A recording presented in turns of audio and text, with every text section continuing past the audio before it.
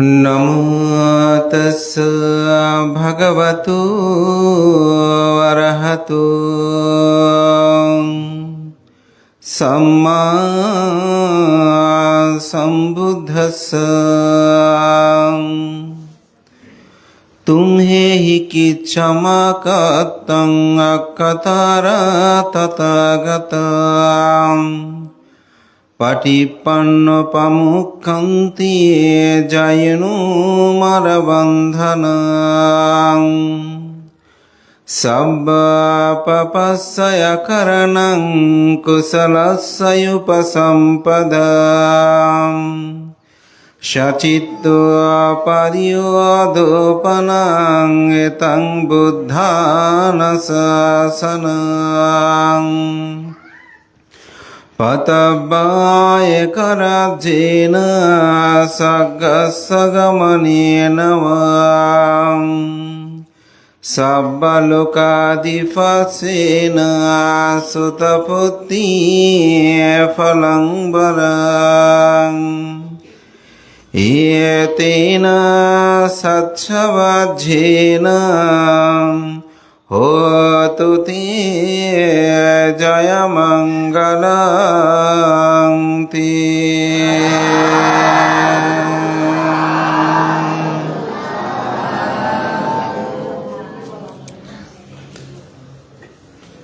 শিক্ষা, অর্থনীতি, স্বধর্ম, সর্বময়ে সমৃদ্ধময় একটি অত্যন্ত পরিচিত বৌদ্ধপল্লী লাখেরা। লাখেরা অভয় বিহারের আজকের এককে ধর্মদেশনা সভার পরমারাধ্য মাননীয় সভাপতি, আমার পরম শ্রদ্ধেয় অর্থবিহারের বিহারাধ্যক্ষ বর্ষিয়ান সাংঘিক ব্যক্তিত্ব পরম শ্রদ্ধেয় ভদ্রী মহাতেরো মহোদয়, ভান্তের প্রতি বিনম্র চিত্তে শ্রদ্ধা অর্ঘ্যবন্দনা নিবেদন করছি এবং উপস্থিত আমার অন্তভাষী সম্বোধিরত্ন ভিক্ষু, ধর্মপ্রাণ প্রিয় উপাসক উপাসিকাবৃন্দ, আপনাদের সকলের প্রতি মঙ্গল চেতনায় মৈত্রীময় চিত্তে আশীর্বাদ ও পুণ্যদান করছি। পরম শ্রদ্ধেয় বেনারেবল এল আর্যবংশ নায়িকা থেরো সহ বহু পুণ্য পুরুষের জন্মতীর্থ সে প্রাতঃস্মরণীয় মহান সঙ্ঘ পুরোধাদের প্রতি বিনম্র চিত্তে শ্রদ্ধা অর্ঘ্য বন্দনা নিবেদন করছি। লাখেরায় আমার কোনো বিশেষ অনুষ্ঠানে উপস্থিত হওয়ার সৌভাগ্য হয়নি। আমি 2012 সালের সে রামু ট্র্যাজেডির সময়ে এখানে এসেছিলাম। এর আগে একবার একটা তিথির ফাং উপলক্ষে, তাও একজন শ্রমণ প্রবর্জিত হয়েছিল, সেভাবে আসা, কিন্তু সামগ্রিক কোনো অনুষ্ঠানের এটাই আমার প্রথম আগমন। তবে এই গ্রামের অনেক বিশিষ্টজন, বিশেষ করে এই গ্রামেরই জন্মজাত সাংঘিক ব্যক্তিত্ব, যিনি আমেরিকার ভার্জিনিয়া বৌদ্ধ বিহারের অধ্যক্ষ শ্রদ্ধেয় সুমনোপাল মস্তবীর মহোদয়, ভান্তের সাথে আমার দীর্ঘদিনের ভ্রাতৃত্বের বন্ধন। যেহেতু তিনি কদুরকিল জ্ঞানোদয় বিহারে থাকতেন, আমি চাঁদগাঁওতে থাকতাম, এবং আমেরিকাতেও যখন আমি গিয়েছি, ভান্তে আমাকে অত্যন্ত স্নেহের ঢোরে আবদ্ধ করে তিনি আমাকে গ্রহণ করেছেন। শ্রদ্ধেয় ভান্তের বিহার অবস্থান করার আমার সৌভাগ্য হয়েছে।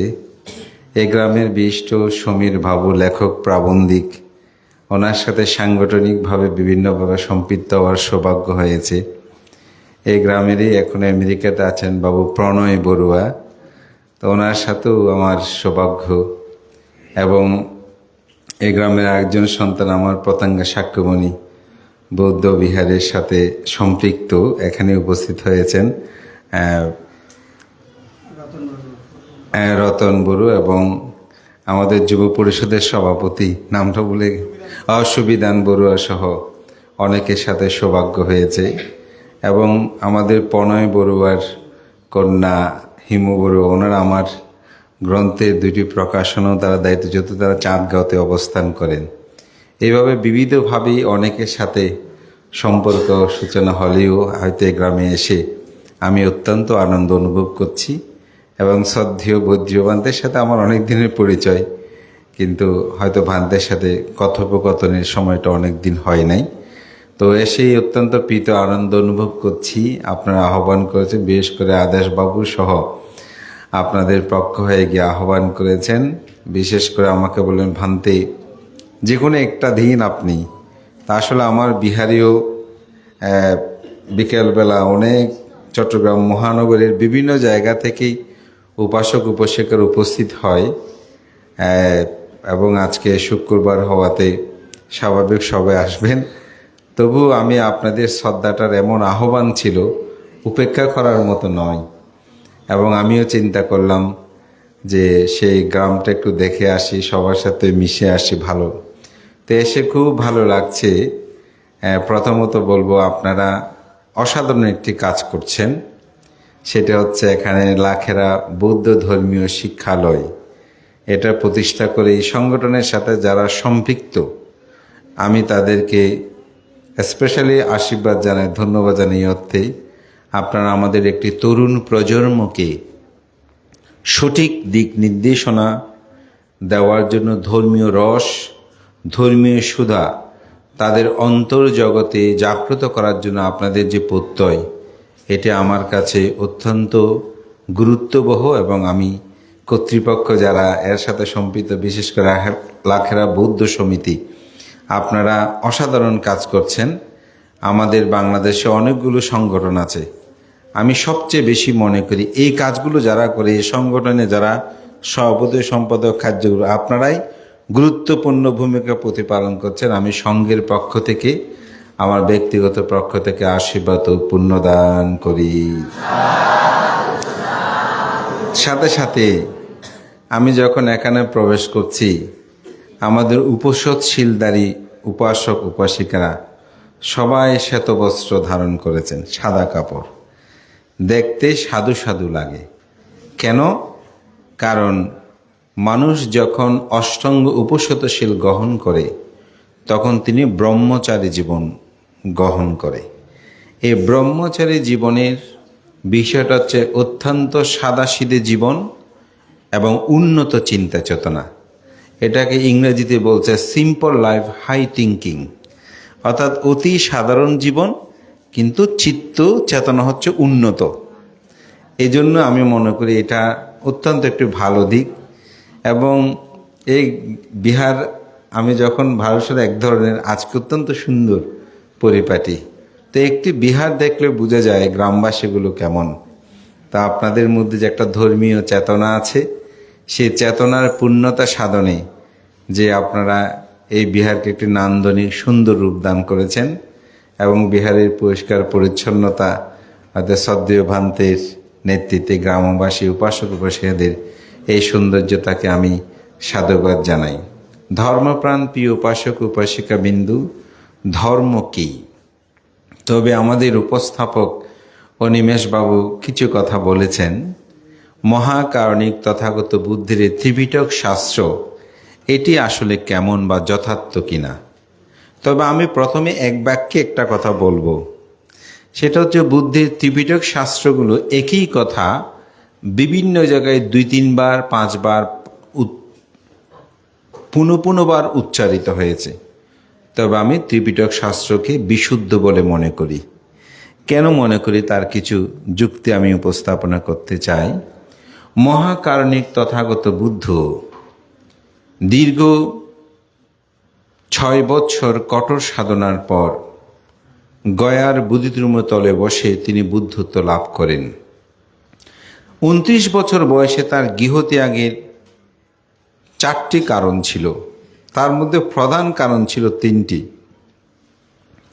মানুষ কেন জরাগ্রস্ত হয় অর্থাৎ বিদ্ধ হয়, মানুষ কেন রোগাগ্রস্ত অর্থাৎ মানুষ কেন অসুস্থ হয়ে কাতর হয়, মানুষ কেন মৃত্যুবরণ করে, মৃত্যুবরণ না করে কি মানুষ থাকতে পারে না।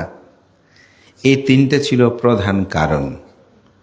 তৃতীয় যেটা, সেটা হচ্ছে একজন সন্ন্যাসীকে দেখে জিজ্ঞাসা করছেন কণ্ঠক সারথী, ছন্দক সারথীকে জিজ্ঞাসা করছেন, বন্ধু, এই যে একটা লোক গেরুয়া বসনধারী হয়ে চলছেন, লোকটা কে? বজনে মুক্তির সন্ধানে গেছেন, দৌড়ছেন, উনি একজন সন্ন্যাসী। তখন তিনি ভাবছেন আমাকেও এরকম হতে হবে। কিন্তু মূলত তার অন্তর্জগতের প্রশ্ন ছিল মূলত তিনটা: কেন মানুষ বৃদ্ধ হয়, কেন মানুষ অসুস্থ হয়, কেন মানুষ মৃত্যুবরণ করে। তখন এটাই তার অন্তর্জগতের চেতনা জাগ্রত হয়। 29 বছর বয়সে তিনি গৃহত্যাগ বা অবিনিষ্ক্রমণ করেন।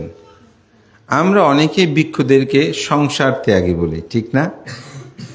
আসলে কিন্তু ভিক্ষুরা যতক্ষণ অরহত না হবে, অনাগামী না হবে, ততক্ষণ পর্যন্ত তিনি কিন্তু সংসার ত্যাগী নয়। আমরা হচ্ছি গৃহত্যাগী। এজন্য রাজকুমার সিদ্ধার্থ যখন 29 বছর বয়সে তিনি বাড়ি থেকে, তার রাজপ্রাসাদ থেকে তিনি চলে গেলেন। আমাদের কীর্তনীয় ভাষায় বলে সাততলা থেকে গাছতলা।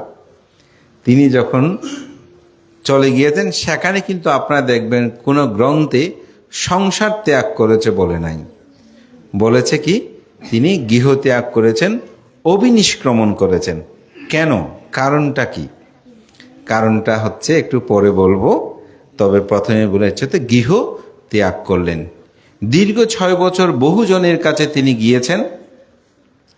সেখানে তিনি ধ্যান করতে করতে তার চিত্ত জগৎ, মনটা নৈব নসংখ্য আয়তন, যে 31 লোকভূমি আছে।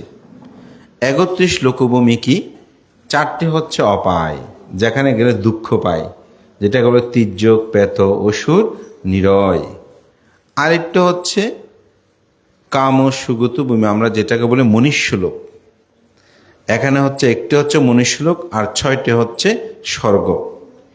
16টি হচ্ছে আপনার রূপ ব্রহ্মলোক, আর 4টি হচ্ছে অরূপ ব্রহ্মলোক।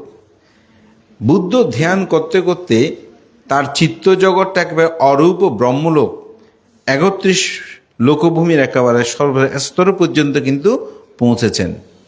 কিন্তু তিনি দেখলেন সেখান থেকেও একটি সময় চ্যুত হয়ে তাকে আসতে হবে, যার কারণে তিনি মহা ঋষা আলাল কালাম রামপুত্র রুদ্র তাদের কাছে ধ্যান করলেও কিন্তু তার প্রকৃত যে জরা ব্যাধি মৃত্যুর অবসান তিনি খুঁজে পায়নি, চিরমুক্তি তিনি লাভ করতে পারেনি। তাই তিনি নিজে নিজে আবার আত্মসাধনায় মগ্ন হয়ে সে গয়ার বুদ্ধিদ্রুমতলে বজ্রাসনে, যেটি বুদ্ধ ধর্ম দর্শনে বলছে পৃথিবী যখন সৃষ্টি হয় প্রথমেই সেটা সৃষ্টি হয়, পৃথিবী যখন ধ্বংস হয় সর্বশেষ সেই জায়গাটা ধ্বংস হয়। এবং পৃথিবীর প্রতিটি বুদ্ধগণ, অতীতে, ভবিষ্যৎ এবং গৌতম বুদ্ধ, সমস্ত বুদ্ধগণ এই বজ্রাসনে তারা বুদ্ধত্ব লাভ করে। এটাকে বলা হয় অপরিবর্তনীয় স্থান। এখানেই বুদ্ধত্ব লাভ করলেন বৈশাখী পূর্ণিমা তিথিতে। এরপরেই ধর্ম অভিযান শুরু হয়। তিনি যখন বৈশাখী পূর্ণিমা তিথিতে বুদ্ধত্ব লাভ করলেন, তখন তিনি বলেছিলেন অনেকা জাতি সংসারাং সন্দা বিশ্বা অনিবিসাং গাহাকারা গাবে সন্তু দুঃখ জাতি পুনা পুনাং গাহাকারা দিঠোসি পুনা গেহাং নাকাহাসি সাব্বাতে ফাসুকা বাঘ্যাং গাহাকুট্ঠাং বিশঙ্করাং বিশঙ্করাগত চিত্তাং থান্নাহাং কায়া মাঝাগা। বুদ্ধ এখানে বললেন, হে গৃহকারক, তোমাকে খুঁজতে গিয়ে আমি পুনঃ পুনঃ বহু জন্মগ্রহণ করেছি।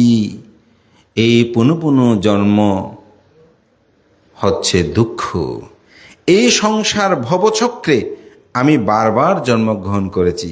হে গৃহকারক, তুমি আমাকে সে আর পুনর্জন্ম করার সমস্ত উপকরণ আমি ধ্বংস করেছি। আমাকে আর তুমি পুনর্বার উৎপন্ন করতে, সৃষ্টি করতে পারবে না। আমি তার সমস্ত উপকরণ ধ্বংস করেছি। এটাই ছিল বুদ্ধ হওয়ার পর প্রথম বুদ্ধের বাণী। এটাকে বলা হয় উদান গাথা। এখানেই বুদ্ধ কি বলছেন, অনেকা জাতি সংসারাং, এই সংসার ভবচক্রে নিরুদ্ধ হলো বুদ্ধ হওয়ার পরে। সেজন্য 29 বছরে যেটা, এটা গৃহ ত্যাগ নয়, এটা সংসার ত্যাগ নয়, এটা হচ্ছে গৃহ ত্যাগ। আমরা যারা ভিক্ষু, আমরাও গৃহ ত্যাগ করেছি। সংসার কেন? সংসার মানে ভবচক্র 31 লোকভূমির মধ্যে যে আমরা ঘুরছি, এটা যেদিন নিরোধ হবে, ধ্বংস হবে, সেদিন সংসার থেকে আমরা বাহিরে যাব, আর নয়তো এভাবেই আমরা ঘুরতে থাকব। তো মহাকারণিক বুদ্ধ এই বুদ্ধত্ব লাভের পর তিনি প্রথম ধর্মচক্র প্রবর্তন সূত্রের মাধ্যমে দীর্ঘ 45 বছর তিনি স্বধর্ম প্রচার করেছেন। বুদ্ধ 80 বছর বয়সে তিনি পরিনির্বাপিত হন। পরিনির্বাপিত হওয়ার পর একজন ভিক্ষু সে বলে উঠল, বুদ্ধ পরিনির্বাপিত হয়েছে, এত চিন্তা করার কি আছে? বুদ্ধ যখন জীবিত ছিলেন আমাদেরকে এটা করতে ওইটা করতে বলতো, এটা করলে পাপ হয়, এটা করলে পুণ্য হয়, এইভাবে আমাদেরকে সবসময় শাসন করত। এখন উনি মৃত্যুবরণ করছে, আমাদের যার যেমন ইচ্ছে তেমন করব। এই কথাটি বুদ্ধের জীবন দর্শনে যার সাথে একবার মাত্র চিবর বিনিময় হয়েছে, বুদ্ধের জীবনে কারোর সাথে চিবর বিনিময় হয়নি, সে মহাকাশ্যপস্থবীর চিন্তা করলেন, ও এখন তো দেখছি এই ধরনের অশ্রদ্ধাবান ভিক্ষুর কারণে আমার স্বধর্মে, বুদ্ধের স্বধর্ম অতি তাড়াতাড়ি বিলীন হয়ে যাবে। তখন তিনি সংজ্ঞায়নের আয়োজন করলেন। বুদ্ধের পরিনির্বাণের 3 মাস পর প্রথম বুদ্ধ সঙ্গীতি অনুষ্ঠিত হয়। 500 অরহত ভিক্ষুর সমাবেশে এই সঙ্গীতির অনুষ্ঠানে আমরা যেটা দেখতে পাই, তখনও কিন্তু বুদ্ধের বাণীসমূহ কোনো কাগজে পত্রে শ্বেত পাথরে কোথায় কিন্তু লিপিবদ্ধ ছিল না, এগুলো মুখস্থ করেই রাখত। তাদের স্মৃতির প্রখরতাটা এমন ছিল।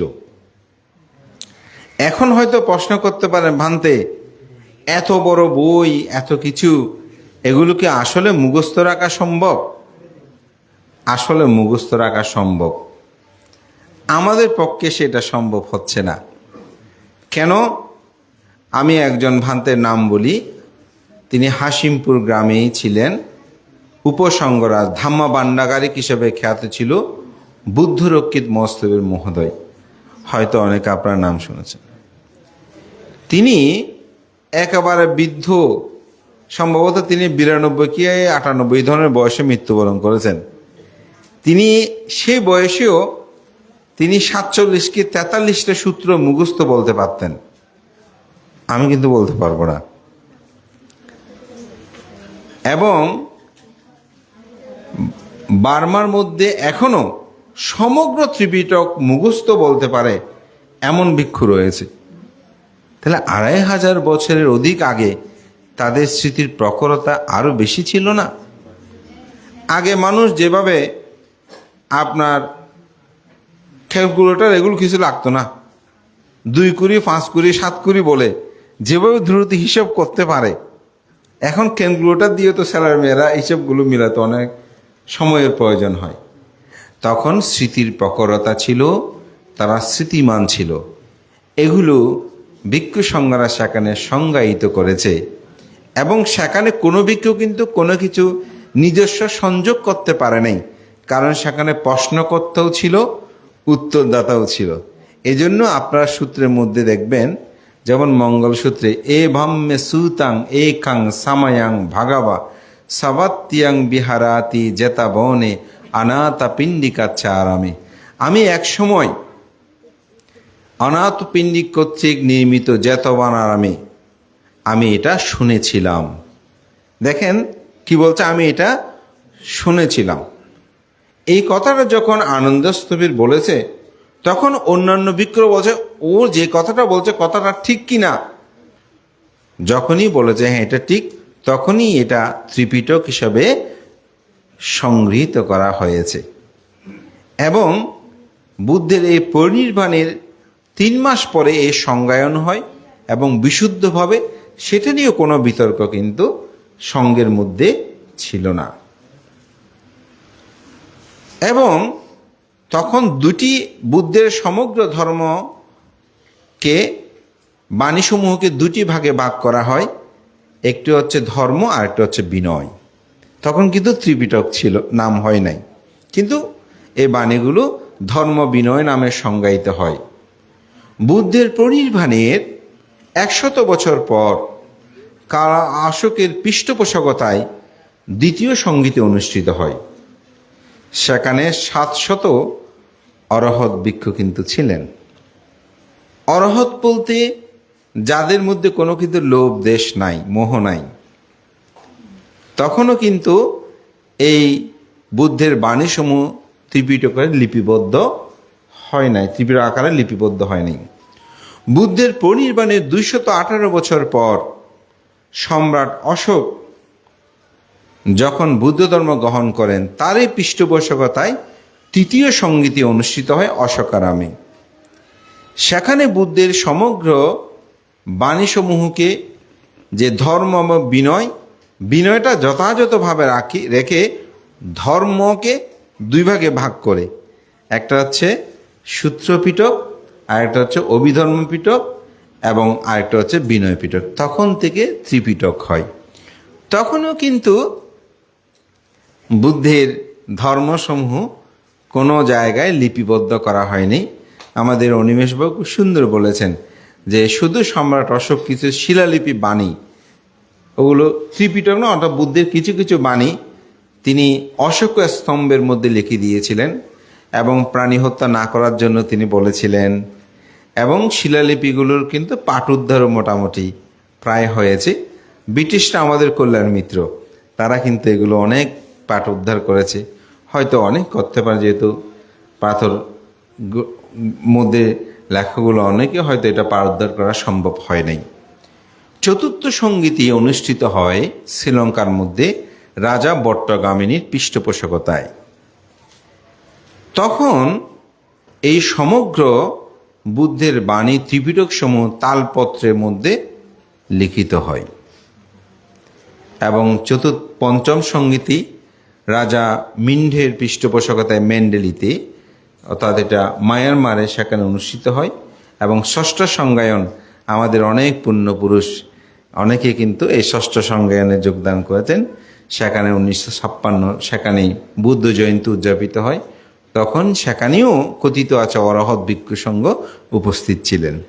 এভাবেই আসলে মূলত বুদ্ধের সমগ্র বিনয়সমূহ, ধর্মসমূহ, যে ত্রিপিটক শাস্ত্র, এটা নিয়ে অনেকে অনেকভাবে হয়তো বিষয় উপস্থাপন করলেও আপনাদের মঞ্চের মধ্যে একটা খুব সুন্দর কথা আছে, যেটি বুদ্ধ ধর্মের সার তত্ত্ব বলা যায়। সেজন্য আমি এই বাণীর পালিটা উচ্চারণ করেছি।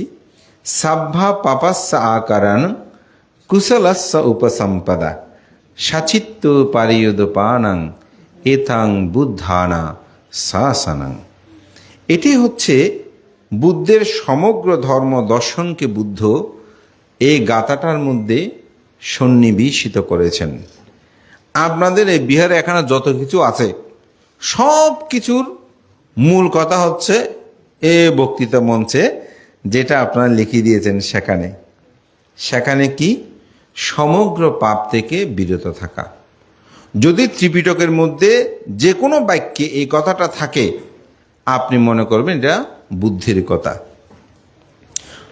কুশল কর্ম সম্পাদন করা, কুশলাস্য উপসম্পদা, যদি ভালো কাজ আপনি সম্পাদন করেন, তাহলে আপনি মনে করবেন এটা ত্রিপিটকে যে আছে এটা সত্য। ভান্তে কেন? আমি একবার ত্রিপিটকের অট্টকথায় বঙ্গ অনুবাদে একটা বিষয় পেলাম যে এক দেবকন্যা, তিনি মোগলেশ্বরবীরকে পূজা করার জন্য এসেছেন,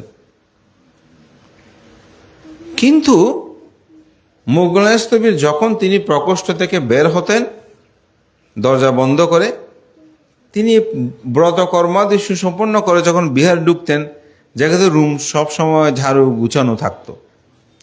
তো তিনি চিন্তা করছে, আমার রুম তো বন্ধ করে গিয়েছে, এটা পরিষ্কার করে কে?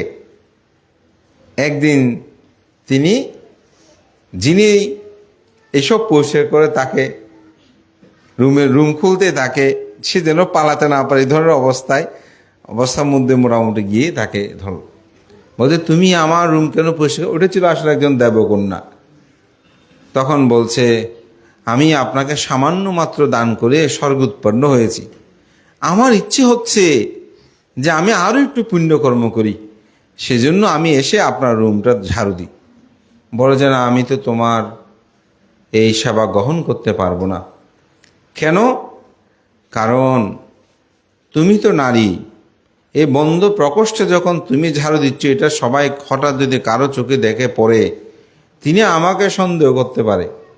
যদি আমাকে সন্দেহ করে তাহলে তার অকুশল হবে, সুতরাং অকুশলজনিত কারণে তার পাপ উৎপন্ন হবে, নরকে যাবে। তাই আমি তোমার সেবা আমি গ্রহণ করব না, তুমি এখান থেকে চলে যাও। তো বঙ্গ অনুবাদ যিনি করেছেন, তিনি যখন যাচ্ছেন একটা কাঠি দিয়ে তাকে আঘাত করেছে, ওই কথাটা লিখেছে কিসে? বাংলায়। তখন আমি চিন্তা করলাম, না, একজন অরহত তো কাঠি দিয়ে কাউকে মারতে পারে না, এটা আমার চেতনায়। তখন আমি মূল পালিটা যখন দেখলাম, দেখা গেল সেখানে কাঠি দিয়ে গিয়ে আঘাত করার কথাটা নেই। আমি এই কথাটা এই জন্যই বলছি যে, অর্থাৎ বুদ্ধ ধর্ম দর্শনটা বুঝার জন্য আপনি যদি এখানে এই তিনটা কথা বুঝেন, তাহলে আমি লোকজিৎ বান্তে যত কথা বলে আপনি বুঝে নিতে পারবেন যে বুদ্ধের কথা কিনা, এগুলো সহজ। তাই ত্রিপিটকের মধ্যে যদি কোনো কারণে পাপ ও কর্মের কথা বলে, মনে করবেন এটা ত্রিপিটকের কথা নয়। কুশল কর্ম মানে ভালো কাজ। তো ভান্তে ভালো কাজ কীরকম? অনেকে তো দেখা যায় প্রাণী হত্যা করা, ওইটাকে ভালো কাজ বলে, তাহলে ওটা কি কুশল হবে? না। বুদ্ধ কুশল কর্মটা আমি যদি একটা সংক্ষিপ্ত ব্যাখ্যা দিই, যে কর্ম সম্পাদনে আপনি ইহজীবনে সুখময় হবেন, অপরেরও দুঃখের কারণ না হবে, এবং মৃত্যুর পরেও আপনি সুখময় জীবন যাপন করতে পারবেন, এটাকে বলা হয় কুশল কর্ম। তাহলে আপনি প্রাণী হত্যা করলে অপরের ক্ষতি হবে না, তাহলে সেটা কুশল হতে পারে না। আপনি চুরি করলেন, অপরের ক্ষতি হবে না। আপনি ব্যভিচারী করলেন, অপরের ক্ষতি হবে না। আপনি সুরামদ গাঁজা নেশাদ্রব্য পান করছেন, মিথ্যা কথা বলে অপরের ক্ষতি হবে না, এটা কখনোই কুশল হতে পারে না। তো এই জন্যই বুদ্ধের সমগ্র ধর্ম দর্শনটা হচ্ছে এখানেই সমস্ত পাপ থেকে দূরে থাকা, নিজের চিত্তকে কুশল কর্ম সম্পাদন করা এবং নিজের চিত্তকে বিশুদ্ধ রাখা, অর্থাৎ মনকে বিশুদ্ধ রাখা। এতাং বুদ্ধানা শাসনা, এটাই হচ্ছে বুদ্ধের শাসন। তাহলে আমরা সমগ্র ত্রিপিটক এখানে খুঁজে পেয়েছি না? অবশ্যই আমরা খুঁজে পেয়েছি। আমরা মহাকারণিক তথাগত বুদ্ধের যে ৮৪,০০০ ধর্মস্কন্ধ, এই ৮৪,০০০ ধর্মস্কন্ধকে সংক্ষেপে বলা হয় ৩৭ প্রকার বুদ্ধিপ্রক্রিয় ধর্ম। ৩৭ প্রকার বুদ্ধিপ্রক্রিয় ধর্মকে সংক্ষেপে বলা হয় আর্যাষ্টাঙ্গিক মার্গ। এগুলো আপনারা মোটামুটি অনেকবার শুনেছেন। ৩৭ প্রকার বুদ্ধিপ্রক্রিয় ধর্মের সংক্ষিপ্ত রূপ যে আর্যাষ্টাঙ্গিক মার্গ, এই আর্যাষ্টাঙ্গিক মার্গের সংক্ষিপ্ত রূপ হচ্ছে চতুরার্য সত্য। আর চতুরার্য সত্যের সংক্ষিপ্ত রূপ হচ্ছে শীল, সমাধি, প্রজ্ঞা। এই শীল, সমাধি, প্রজ্ঞাটাই হচ্ছে এই বাণী। সমস্ত পাপ ও কর্ম থেকে দূরে থাকা। তাহলে শীল পালন করলেই তো পাপ থেকে দূরে থাকতে পারবেন। শীল পালন না করলে পাপ থেকে দূরে থাকতে পারবেন না। যেমন এই বর্ষায় আপনি হেঁটে যাচ্ছেন, বর্ষাকালের সময় একটু কই মাছ রাস্তায় উঠে যায় না? আপনি দেখার সাথে সাথে উৎপন্ন হলো কই মাছটা ধরবো। কি উৎপন্ন হচ্ছে? লোভ উৎপন্ন হয়েছে, ধরতে চান। কিন্তু আপনি বলছেন না, আমি তো শীল গ্রহণ করেছি, প্রাণী হত্যা করব না। তাহলে এই শীলটা যখন আপনি পালন করছেন, ওইটা না ধরে আপনি ওইটাকে ত্যাগ করেছেন, ছেড়ে দিয়েছেন। কিসের কারণে? শীলের কারণে। তাহলে শীল যখন পালন করেছেন, সমস্ত পাপ থেকে বিরত হলেন না? তাহলে এই যে এখানে বলতে সকল প্রকার পাপ থেকে বিরতি, এই শীল পালন করলে পাপ থেকে বিরতি হয়। আজকে আপনারা অষ্টশীল নিয়েছেন, অন্যান্য দিন কোনো কারণে কেউ একটু ব্যতিক্রম বললে আপনারা মুখে হাতে তর্ক যুদ্ধ বলেন, হাতাহাতি করতে কি ছেড়ে দেবেন? কিন্তু আজকে আপনি যে যত কথা বলবে বলুক, বলবেন যে আজকে অষ্টশীল নিয়েছি, অষ্টশীল সারি তারপর হবে। কিন্তু এই অষ্টশীল নেওয়া অবস্থায় আপনি কোনো কিছু করবেন না। কেন? শীল পালনের দ্বারাই ওই পাপ থেকে দূরে।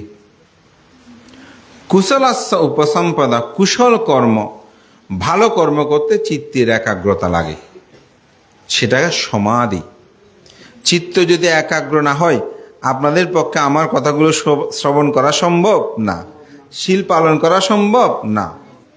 তাহলে চিত্ত সমাধিস্থ। তাহলে কুশল কর্ম করতে চিত্ত কি লাগবে? সমাধি। আমরা বলি না, আপনি দান করার আগে মনটাকে ভালো করেন, তো মনটাকে ভালো করা মানেই তো সমাধি। সচিত্ত পারিয়দপানাং, চিত্তকে বিশুদ্ধ রাখা, পবিত্র রাখা। তো চিত্তকে বিশুদ্ধ রাখতে হলে কি লাগবে? প্রজ্ঞা। প্রজ্ঞা না থাকলে বিশুদ্ধ হবে না। যেমন আপনাদের একজন আত্মীয় মারা গেল, মৃত্যুবরণ করেছে, আপনি কান্না করছেন না? শোনার সাথে সাথে কান্না করেন। কিছুক্ষণ পর, 1 ঘন্টা পর, 1 দিন পর, 5 দিন পর কান্না থেমে যায় কেন? আপনার মধ্যে প্রজ্ঞা উৎপন্ন হয়েছে, আমি যতই কান্নাকাটি করি আমার এই জ্ঞাতি আর ফিরে আসবে না, আমি আর তাকে পাবো না, বিতা আমি কান্না করছি, আমাকে এরকম মরতে হবে। এটা কি? এটা হচ্ছে প্রজ্ঞা। এই চিত্তের মধ্যে যখন এই প্রজ্ঞাটা উৎপন্ন হয়েছে, তখন আপনি সুখী, চিত্ত বিশুদ্ধ হয়েছে। যে আপনি পথ দিয়ে হেঁটে যাচ্ছেন, একটা লোক আপনাকে গালিমন্দ করতেছে, আপনি কি করবেন? পাল্টা সুযোগ হলে গালিমন্দ করবেন, ঠিক না? একটা উপমা বলি, আমি প্রায় সময় দেশে সেটা বলি। এক উপাসিকা এবং উপাসক, তারা দুজনে স্বামী স্ত্রীর সুখের ঘর সংসার। তো স্ত্রী বলতেছে স্বামীকে যে আমি তো প্রত্যেকদিন বাজার করি, আজকে বন্ধের দিন আছে, তুমি একটু বাজারে গিয়ে কিছু বাজার করে নিয়ে আসো। তো বন্ধের দিন সে বাজারে গেল। বাজারে ঢুকতেই একটা ছেলে তাকে গালিমন্দ করতে শুরু করলো। এমনভাবে গালিমন্দ করতে 14 গোষ্ঠী যেন উদ্ধার করে দিচ্ছি। সেও একেবারে থেরে উঠছে তাকে মারার জন্য, এবং এক পর্যায়ে তাকে মারার জন্যই অনেকটা সেই বাজার থেকে ফিরে বাড়িতে আসলো। এসে তার আত্মীয় স্বজন যারা আছে, ভাইপুত অমুক সমুক, সবাইকে ডাকতে চাই, চলো একটা ছেলে আমার সাথে খুব বেয়াদবি করতে, তাকে একটু শাসিয়ে দিতে হবে। যখন ঢুকলো, স্ত্রী বলতে কেন তুমি বাজার আনো নেই? বলছে কি বাজার আনবো, অমুক এরকম একজনের সাথে আমার দেখা হলো, সে আমার সাথে খুব খারাপ ব্যবহার করছে, সবাইকে বলো আজকে তাকে সাইজ করে দেব। এভাবেই সে তেরোরে। স্ত্রী বলছে কিরকম ছেলেটা? বলছে লম্বা লম্বা আছে, একদম কাপড় চোপড় তো মোটামুটি একটু পরেছে ভালো, কিন্তু ময়লা। বলছে একটু লম্বা করে, সুন্দর করে, ফর্সা করে, অমুক না? বলো যে হ্যাঁ। বলছে তুমি ছেলেটাকে চিনতে পারো নেই? বলছে না। বলছে ছেলেটা অমুক তালুকদারের ছেলে, তো MBA পাশ করা, ওর এখন মাথায় একটু সমস্যা, ওই বাজারে কেউ ঢুকলে ওই রকম গালিমন্দ করা হয়তো। কি বলো? বলছে হ্যাঁ। তখন তার থামো থামো থামো। তখন তিনি আবার বাজারে গেলেন, ওই ঢুকতেছে, সে আবার গালিমন্দ করতেছে, কিন্তু এখন নিশ্চুপে গিয়ে বাজার সাজার করে ঠিক মতো চলে আসছে। দুটি সময় দুই রকম হলো কেন? একই মানুষ, গালিমন্দটা কিন্তু একই করেছে, কিন্তু প্রথমবার তিনি খুব ক্ষোভে যন্ত্রণায় কাতর হয়ে গেল, তাকে মারার জন্য বাড়িতে মানুষজন ঠিক করছে। দ্বিতীয়বার কিন্তু কিছুই করল না, নিশ্চুপ। কেন? গালিমন্দ তো ঠিক, দুইটা মানুষের সমান, এমন হয়েছে কেন? কারণ তার মধ্যে জ্ঞান উৎপন্ন হয়েছে লোকটা পাগল। তো পাগলে কি না বলে, পাগলে যা তা বলতে পারে। এই জ্ঞানটা যখনই উৎপন্ন হয়েছে তখনই তার কথাগুলো আপনার চিত্ত জগৎকে আন্দোলিত করতে পারে নাই। তাহলে দোষটা কার? গালিমন্দ করেছে তার, নাকি যিনি শ্রবণ করেছে তার? দেখেন তো, প্রথমবার যে রেগে গেলাম, রেগেছি কার?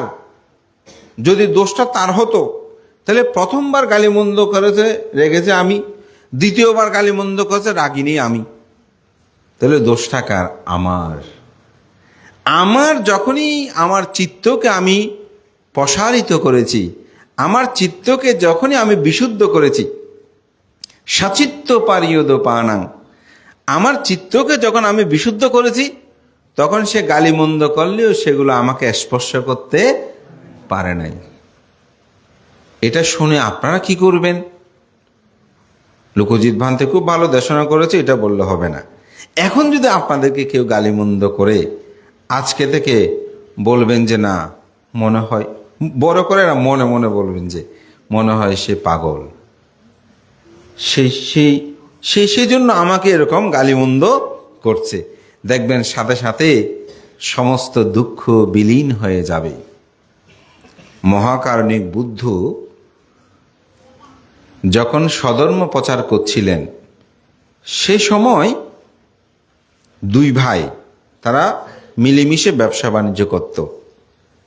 তো এক ভাই বুদ্ধের কথা শুনে সে প্রব্রজ ধর্মে চলে আসা, তা শ্রমণ হয়ে যায়, ভিক্ষু হয়ে যায়। এখন আরেক ভাই ব্যবসা বাণিজ্যে বিভিন্ন সমস্যা হচ্ছে, পরিবার দেখভাল করতে হচ্ছে, তখন সেই রেগে মেগে বুদ্ধের কাছে চলে আসছে। এসে বুদ্ধকে বলতেছে, আপনি বড় সৎ, মায়াবী, প্রতারক, আপনি আমার ভাইটাকে নিয়ে এসেছেন, আপনি কেন তাকে নিয়ে আসলেন, এটা তো ঠিক করেন নাই। এভাবে বুদ্ধকে গালিমন্দ করছে। বুদ্ধ একেবারে চুপ করে আসে। তো একটা মানুষকে যদি আপনি দীর্ঘক্ষণ বকাঝকা করেন, সে মানুষ যদি চুপ থাকে, আপনি চুপ হয়ে যাবেন না? কিছুক্ষণের মধ্যে সে চুপ হয়ে গেল। তো সে যখন চলে যাচ্ছে তখন বুদ্ধ আবার ডাকছে, বলছে আপনি একটু এদিকে আসেন। ওই একটু এদিকে আসেন বলাতে সে এসে আবার গালিমন্দ শুরু করে দিল। এমনভাবে গালিমন্দ করছে, বুদ্ধ এবারও চুপ করে আসে, কোনো কথা বলছে না।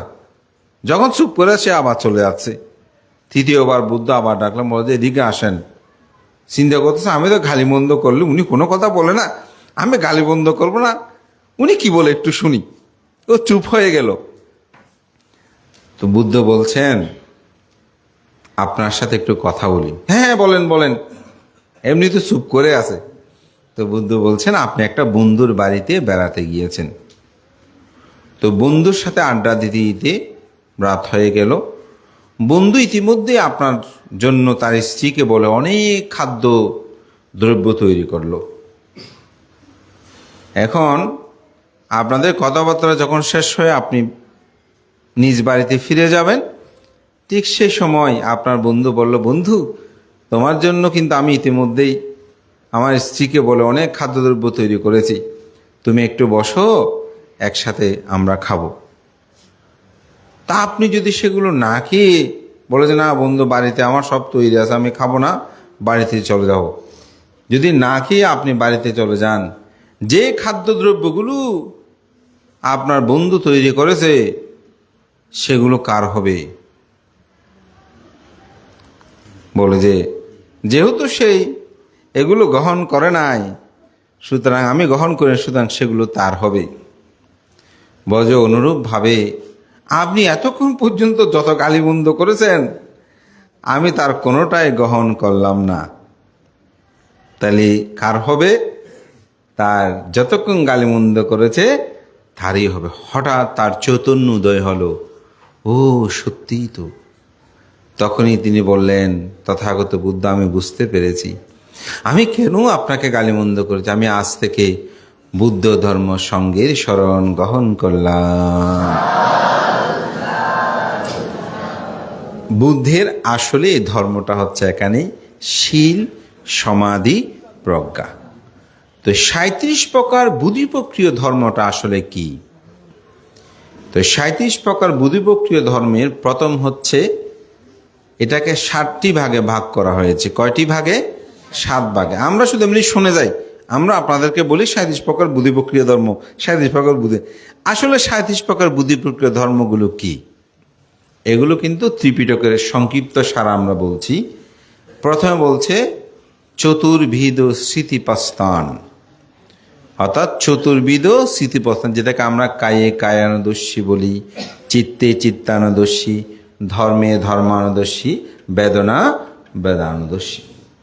4 স্মৃতিপ্রস্থান, যেটাকে বলা হয় সম্যক স্মৃতি, আমরা বলি না এই আর্যষ্টাঙ্গী মার্গে, সেজন্য এটাকে বলে 4 স্মৃতিপ্রস্থান। 4 সম্মুখ প্রধান। 4 সম্মুখ প্রধান কি?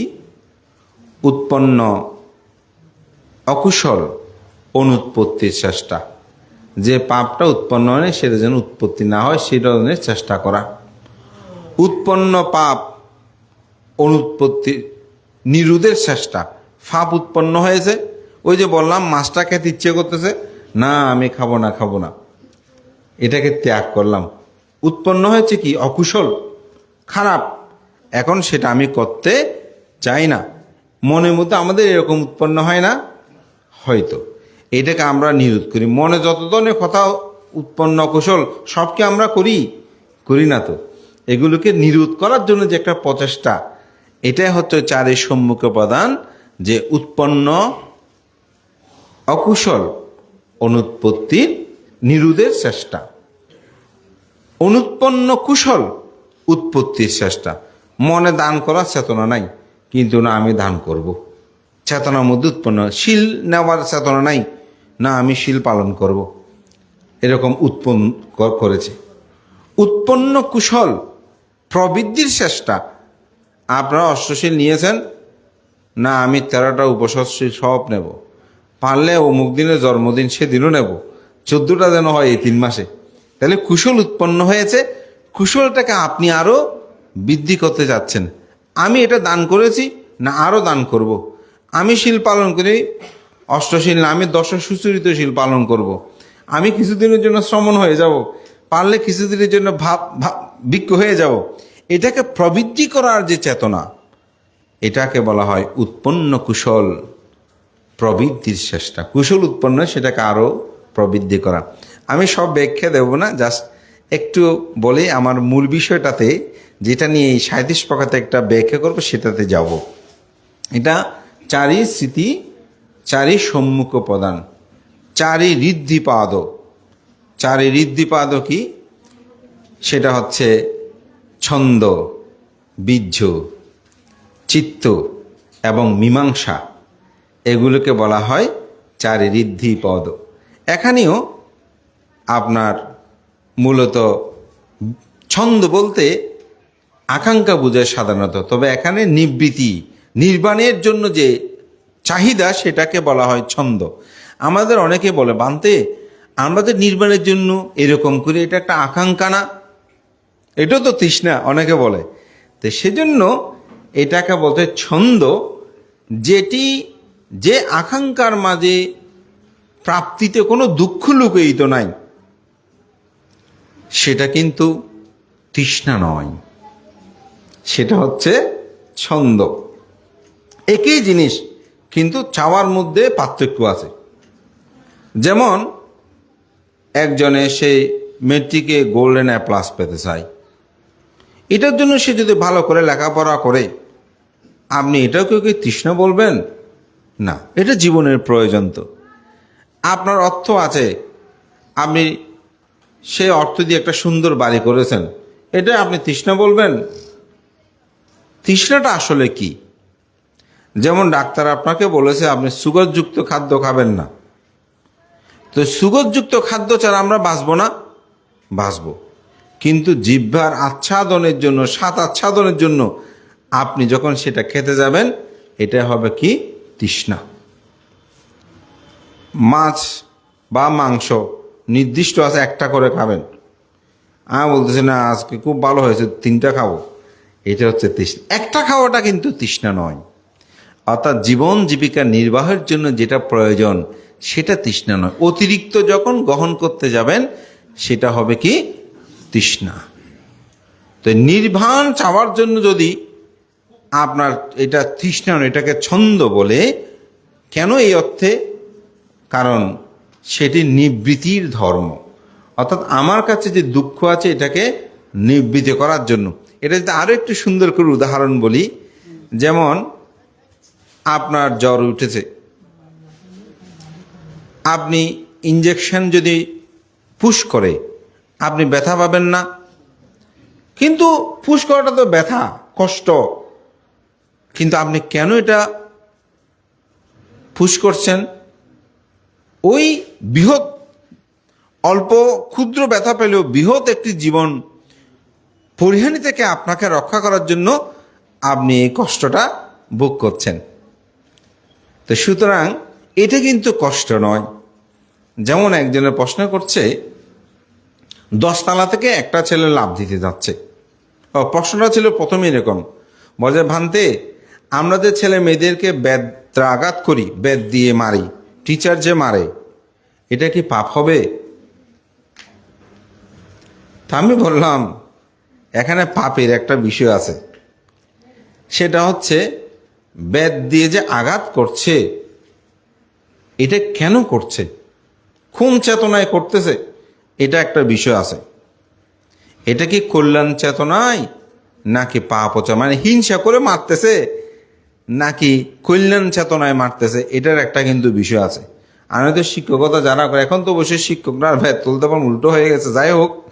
হ্যাঁ, কিন্তু আসলে মা বাবাদের শাসন করে এটা কোন চেতনা বা কি। আমি একটা উদাহরণ দিয়েছিলাম। উদাহরণটা 10 তালা থেকে একটা ছেলে লাফ দিতে যাচ্ছে, তো কিন্তু সে কোনো ক্রমে কথা শোনে না, তো একটা বেত দিয়ে তাকে ব্যত্রাঘাত করতে করতে সিঁড়ি দিয়ে তাকে নিচে নামিয়ে দিল। এখন বলুন তো, যিনি ব্যত্রাঘাত করেছে সে কি ওই ছেলেটার উপকার করেছে নাকি ক্ষতি করেছে? হ্যাঁ, তোমরা বলো, ছোটরা কি বলো? উপকার করেছে না? কেন? কারণ সে যদি 10 তালা থেকে লাফ দিত তাহলে তার তো মৃত্যু হতো, অথবা হাড় গুড় সব ভেঙে চুরমার হয়ে যেত। এখন বেত দিয়ে পিঠে 2-1টা আঘাত করেছে, হয়তো ফেটে গেছে, হ্যাঁ, বা একটু রক্ত ঝরতে পারে যদি বেশি ব্যত্রাঘাত করে, কিন্তু হাড় গুড় ভেঙে যায়নি, মৃত্যুবরণ তো সে করে নাই। সেজন্য চেতনাটা হচ্ছে কিন্তু বড়, আমি কোন চেতনায় এই কাজটি সম্পাদন করছি, এটা হচ্ছে কিন্তু বড় চেতনা। এই জন্য মা বাবা আমাদেরকে আঘাত করলে আবার জড়িয়ে ধরি। কেন? আমরা জানি যে মা বাবা আমাদেরকে কেন মারছে, আমি দুষ্ট সেজন্য মারছে, ঠিক না? হ্যাঁ, অনেকে বলো তোমাকে হ্যাঁ ভান্তে আমাকে অনেক মারে। আচ্ছা কেন মারে সত্যি করে বলো তো? ভান্তে একটু দুষ্টুমি করি তো সেজন্য মারে। হ্যাঁ, অর্থাৎ তার সহজ। তাহলে সত্যি কথা, কেন আমাদেরকে আঘাত করছে? দুষ্টুমি করি সেজন্যই। তাহলে অর্থাৎ কল্যাণ চেতনা। এই জন্য ছন্দটা কিন্তু হচ্ছে আমার কল্যাণ চেতনা, আমি কষ্ট করছি যাতে নির্বাণ সাক্ষাৎ হয়। এই জন্য বলছে ছন্দ। বীর্য মানে ধীরতা, মনের একাগ্রতা, শক্তি, আমি এই কাজটা এভাবে সম্পাদন করব। এবং আরেকটা হচ্ছে কি, চিত্ত, আমাদের চিত্ত জগৎকে নির্মল। এখানে চিত্তটা বলতে কুশল বোঝানো হয়। মীমাংসা, এই মীমাংসাটা আসলে প্রজ্ঞা বলা হয়। এই জন্য এটা হচ্ছে চতুর্ভিদ স্মৃতিপাস্তান চতুর্সম্মুখ প্রদান। আবার যেটা সেটা হচ্ছে পঞ্চ ইন্দ্রিয়, আরেকটা হচ্ছে সপ্ত বুদ্ধঙ্গ, আরেকটা হচ্ছে আর্যষ্টাঙ্গিক মার্গ।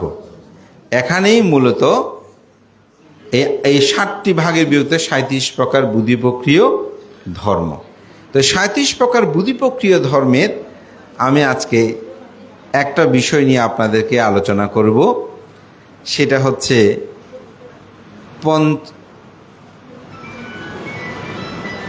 ইন্দ্রিয়, পঞ্চ ইন্দ্রিয়। তো পঞ্চ ইন্দ্রিয় বলতে আমরা কি বুঝি?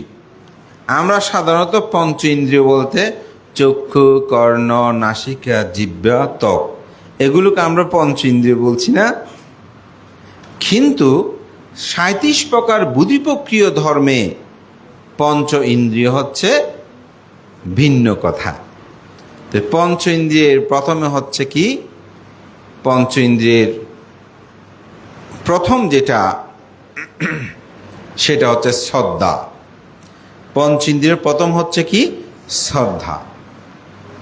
শ্রদ্ধা, তারপর হচ্ছে বীর্য, তারপর হচ্ছে চিত্ত, স্মৃতি, তারপর হচ্ছে সমাধি, তারপর হচ্ছে প্রজ্ঞা। এই 5টি 37 প্রকার বুদ্ধি প্রক্রিয়া ধর্মে এটাকে ইন্দ্রিয় বলা হয়। কেন ইন্দ্রিয় বলা হয়? এই পঞ্চ ইন্দ্রিয় স্ববিরোধী ইন্দ্রিয়গুলোকে পরাভূত করে তার উপর ইন্দ্রিয়ত্ব প্রতিষ্ঠা করে বিধায় এটাকে বলা হয় পঞ্চ ইন্দ্রিয়। আমি আবার বলছি, সাধারণত আমরা চক্ষু, কর্ণ, নাসিকা, জিহ্বা, ত্বক এগুলোকে আমরা পঞ্চ ইন্দ্রিয় বলি। আজকে আমি বলবো এই পঞ্চ ইন্দ্রিয়গুলো আমাদের উপর কি করে কর্তৃত্ব করে। চক্ষু একটা জিনিস দেখে বলছে জিনিসটা খুব সুন্দর, সুন্দর বলাতে কি উৎপন্ন হয়েছে? বেদনা উৎপন্ন হয়েছে। বেদনা কি আবার? বেদনা মানে ব্যথা না, না, বেদনা মানে অনুভূতি। বেদনা মানে কি? অনুভূতি। বুদ্ধ ধর্ম দর্শনে বেদনা হচ্ছে কি? অনুভূতি। অনুভূতি কয় প্রকার? 3 প্রকার। অনুভূতি কয় প্রকার? 3 প্রকার। সুখ বেদনা, দুঃখ বেদনা, উপেক্ষা বেদনা, যেটাকে না দুঃখ না সুখ বেদনা বলে, তাই না? এই 3টি বেদনা আমার চক্ষু ইন্দ্রিয়ের মাধ্যমে জাগ্রত হয়েছে। যেমন আমি বুদ্ধকে দেখলাম, কি দিয়ে দেখেছি? চক্ষু দিয়ে দেখেছি। দেখার পরে এই বুদ্ধকে আমার শুধু দেখতে ইচ্ছে করছে, আর কোনো কিছু করতে ইচ্ছে করছে না। এটা হচ্ছে আমার চক্ষু ইন্দ্রিয়, এটার প্রতি কি যুক্ত হয়েছে? বেদনা উৎপন্ন। কোন বেদনা? সুখ বেদনা। ভান্তে এটা সুখ বেদনা কেন? কারণ এটার প্রতি যদি আমি তাকিয়েই শুধু তাকি, আমার দুঃখ কিন্তু নিরূপ হবে না। কেন হবে না? একটা উদাহরণ বলি। বুদ্ধের সময়কালে একজন ভিক্ষু, তার নাম ছিল বাক্কলি। সে ভিক্ষু হওয়ার মূল কারণ হচ্ছে বুদ্ধকে দেখা। মানে বুদ্ধকে দেখতে তার এতই ভালো লাগতো, বুদ্ধের প্রতি এরকম শুধু তাকিয়ে থাকতো। একদিন চিন্তা করতেছে, বুদ্ধকে তো আমি সহজে দেখার উপায় হচ্ছে আমি যদি ভিক্ষু হয়ে যাই, তাহলে আমি বুদ্ধকে ভালো করে দেখতে পাবো। এর চেয়ে আর ভালো কোনো উপায় নাই। কারণ বুদ্ধের সাথে কি আমি সবসময় থাকতে পারবো? কোনো গৃহী কি আমাদের সাথে সবসময় থাকতে পারবে? কিন্তু ভিক্ষু হলে শ্রমণ হলে সে থাকতে পারবে। যার কারণে উনি ভিক্ষু হয়ে যায়। ভিক্ষু হয়ে বুদ্ধ যেখানে যখনই দেখে ঘুরে ঘুরে এসে শুধু বুদ্ধকে এভাবে তাকিয়ে থাকে। বুদ্ধের 32 মহাপুরুষ লক্ষণ কত সুন্দর, এভাবে বুদ্ধের দিকে শুধু তাকিয়ে থাকে। তো বুদ্ধের 32 মহাপুরুষ লক্ষণগুলো কি? এটি লক্ষণের সূত্রের মধ্যে আছে। যেমন আমাদের দাঁত হচ্ছে কয়টা? 32টা না? কেমন করে জানে? গণেছি না, আমরা হুমকিতে শিখেছি। বলছে এমন থাপ্পড় মারবো দাঁত 32টা ফেলে দেবো। তাহলে শিখেছে না গণে। আমি কিন্তু গণি নেই, তোমরা গণেছো কিনা জানি না, কিন্তু ওই যে হুমকিতে থাপ্পড় মারবো যে 32টা, তখন এই 32টা বলছে। আসলে সবার দাঁত কিন্তু 32টা নেই, কিন্তু আমরা হুমকিতে শিখে নিয়েছি যে 32টা দাঁত আমাদের আছে। যাই হোক, সাধারণত এটা 32টা দাঁত মানুষের থাকে, হয়তো কারো থাকে, কিন্তু বুদ্ধের দাঁত হচ্ছে 40টা। কয়টা দাঁত? 40টা। এটা হচ্ছে বুদ্ধের 32 মহাপুরুষের একটি মাত্র লক্ষণ। সাধারণত যারা জন্মান্তরে কোনরূপ বেবিচারী কর্ম সম্পাদন করে না, তাদের দাঁতগুলো সমান হয়, সুন্দর হয়। এটা হচ্ছে 32 মহাপুরুষের লক্ষণের মধ্যে একটি। বুদ্ধের আমাদের যেরকম কান, সাধারণত লতিগুলো ছোট, কিন্তু বুদ্ধের এরকম ছিল না, কানের লতিগুলো অনেক লম্বা ছিল। এগুলোর কিন্তু একটা কি আছে, কারণ আছে। বুদ্ধ কেন, এটা হচ্ছে বৈরাগ্যের চিহ্ন। বৈরাগ্য, বৈরাগ্য মানে ব্রহ্মচারী জীবনযাপন, এটা হচ্ছে একটা তার লক্ষণ।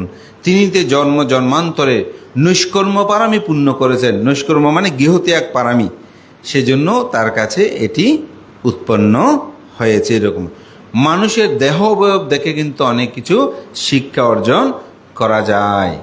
এভাবে বুদ্ধের এই ৩২ মহাপুরুষের লক্ষণ এটি দেখে তিনি অভিভূত হতেন যে এরকম কেন। যেমন আমাদের যে জিহ্বা, জিহ্বা দিয়ে কিন্তু নাক স্পর্শ করা যায় না, কিন্তু বুদ্ধের জিহ্বাটা এমন ছিল এটা নাক পর্যন্ত স্পর্শ করা যেত।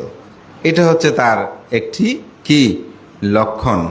আর একটি লক্ষণ আছে, সাধারণত আমাদের হাতের এই 4 আঙ্গুল সমান নয়, ছোট বড় না, কিন্তু বুদ্ধের হাতের আঙ্গুলগুলো সমান। যে বুদ্ধ প্রতিবিম্ব, ওগুলোতে দেখবেন আপনারা এই আঙ্গুলগুলো কি থাকে, সমান থাকে, সমান থাকে। বুদ্ধের এরকম তার দেহ অবয়বের মধ্যে, অভ্যন্তরের মধ্যেও সেরকম আছে। যেমন পাদুকা, পা, আমাদের পাগুলো সাধারণত একটু খোল থাকে, কিন্তু বুদ্ধের পাটা একেবারে সমান থাকে। ওখানে কিছু চিহ্ন, আমাদের পায়ের তলায় কিছু চিহ্ন আছে, এগুলো সাধারণত একজন, কিন্তু বুদ্ধের পায়ের চিহ্নগুলো কিন্তু ভিন্নতর থাকে। এভাবে ৩২ মহাপুরুষ লক্ষণ এবং ৮০টি অনুব্যঞ্জন, ওখানে আরও ৮০টা গুণ বৈশিষ্ট্য তো কিন্তু সম্পর্কযুক্ত আছে। তো এরকম বুদ্ধকে দেখে এই বাক্যগুলি একেবারে তাকিয়ে থাকতো, শুধু সেদিকে তাকাতো।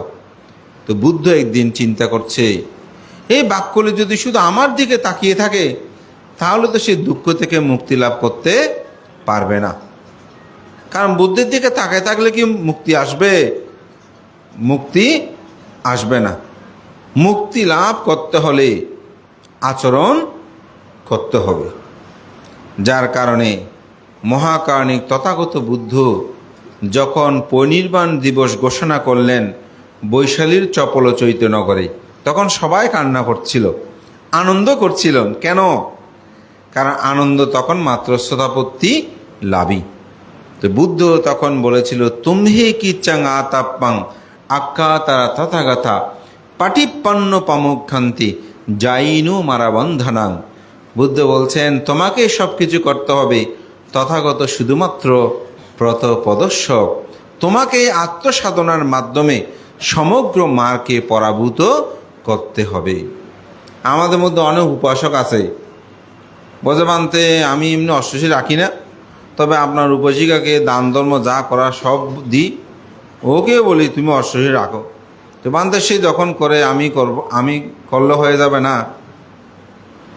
না, আপনি টাকা বসে দিচ্ছেন, তাকে করার জন্য সুযোগ দিচ্ছেন, অতটুকু পুণ্য আপনি লাভ করবেন, কিন্তু আপনি মুক্তি লাভ করতে পারবেন না। যেমন পুকুরে আপনি স্নান করলেন, পুকুরের পাড়ে যদি কেউ হাঁটে তার স্নান হবে? হ্যাঁ, কিন্তু পানির শীতল বায়ু পাবে, কিন্তু স্নান করার স্বাদ কিন্তু তিনি লাভ করতে পারবে না। তো যদি বলে যে ভান্তে আমি পুকুরে দাঁড়িয়েছিলাম, উপাসিকা বলছে ভালো করে স্নান করেন, অমুক করেন সমুক, সে সব কিছু করেছে, মানে স্নান আমার হয়ে গেছে, হবে? হবে না। নিজেকে সব কিছু করতে হবে। সেজন্য আনন্দস্তবের বুদ্ধকে কতদিন সেবা করেছেন? 25 বছর। কিন্তু বুদ্ধ পরিনির্বাপিত হলেন আনন্দ শ্রোতাপত্তি লাভের মধ্যে ছিলেন। তো বুদ্ধ তো চাইলে পারতেন, আনন্দ তুমি আমার 25 বছর সেবা করেছ, ধরো তোমাকে আমি অরহত্ব ফল দিয়ে দিলাম। বুদ্ধের পক্ষে দেওয়াটা সেটা সম্ভব হয় নাই। তাহলে বুদ্ধের পক্ষে যেখানে দেওয়া সম্ভব হয় নাই, আমি লোকজিৎ ভিক্ষু, বৈদ্রীয় বান্তে, সম্বোধি, অমুক সঙ্গরাজ হোক, সঙ্গনায়ক হোক, কেউ আপনাদেরকে এগুলো কোনো কিছু দিতে পারবে? কোনো কিছু দিতে পারবে না। শুধু আমরা আপনাদেরকে পথ নির্দেশনা দিতে পারবো। আবার আপনাদেরকে পথ নির্দেশনা দিলাম ঠিক, কিন্তু আমি আচরণ করলাম না, আমি যেতে পারবো? পারবো না। আমি যদি সদ্য বদ্রী বান্ধে জিজ্ঞাসা করে, বানতে এখান থেকে চট্টগ্রামে কেমন করে যাও? লোকজিৎ তুমি এইদিকে এইভাবে যাও। তো আমি যদি যাই, বানতে যাবেন নাকি? বানতে যদি সেখানে যেতে চাই, ভান থেকেও সাথে করে যেতে হবে, তবে ভানতে সেখানে পৌঁছবেন। তাই আমরা আপনাদেরকে যতই নির্বাণের কথা, আমাদের মধ্যে যদি আচরণ না থাকে, আমাদের পক্ষেও মুক্তি লাভ করা সম্ভব নয়। এই জন্য বুদ্ধ তোমাকে সব কিছু করতে হবে, তথাগত শুধুমাত্র প্রদর্শক। আমরা অনেকে আসি বুদ্ধের সামনে প্রার্থনা করি, বুদ্ধ আপনি আমাকে এটা দেন। বুদ্ধ দেবে? দেবে না তো। আমার এক শ্রামণ আমাদের পূর্ণচার ভিক্ষু সংসদের পরীক্ষায় অংশগ্রহণ করেছে, অনেক ছাত্রছাত্রী অংশগ্রহণ করেছে। আমার শ্রমণটা পেয়েছে 35। কত পেয়েছে? 35। আর অন্যান্য যারা ছাত্র আছে তোমাদের মতন, এরা 98, 97, 90 A+, সব গোল্ডেন A+ পেয়েছে। মেধা তালিকায় প্রথম হয়েছে, দ্বিতীয় হয়েছে। এখন আমার শ্রমণ তো প্রত্যেক দিন বুদ্ধকে ঘুম থেকে উঠেই বিহার ঝাড়ু দেয়, তারপরে পানি তুলে আমাদের জন্য স্বয়ংয়ের ব্যবস্থা করে। প্রত্যেক দিন অন্তপক্ষে 15 মিনিট বন্দনা, 15 মিনিট ধ্যান করতে হয়। সেগুলো সে করে, তোমরা তো সেগুলো করো না, ঠিক? তারপর সন্ধ্যার সময় 1 ঘন্টা তাকে বন্দনা করতে হয়, আধা ঘন্টা ধ্যান, আধা ঘন্টা তাকে বন্দনা। এগুলো বিহারে যেহেতু প্রবর্তন আছে, এগুলো তাকে করতে হয়। কিন্তু এত কিছু করার পরেও আমার শ্রমণটা 35 পেল। এটা কি মানা যায়? বুদ্ধ কি কাজটা ঠিক করেছে? হ্যাঁ, বুদ্ধ কি কাজটা ঠিক করেছে? তোমরা বলো তো, ঠিক করেছে? এই দেখছো, সত্যি এতক্ষণে পেলাম। ওরাই বলছে বুদ্ধ কাজটা কি ঠিক করে নাই। কেন? এই শ্রমণ এত কিছু করে, কিন্তু এই শ্রমণ পেয়েছে 35। আর তোমরা ঘুম যাও, কিন্তু 8 ঘন্টা বা 4 ঘন্টা ঠিক মতো বই পড়ালেখা করো, তোমরা পেয়েছো 92, 93।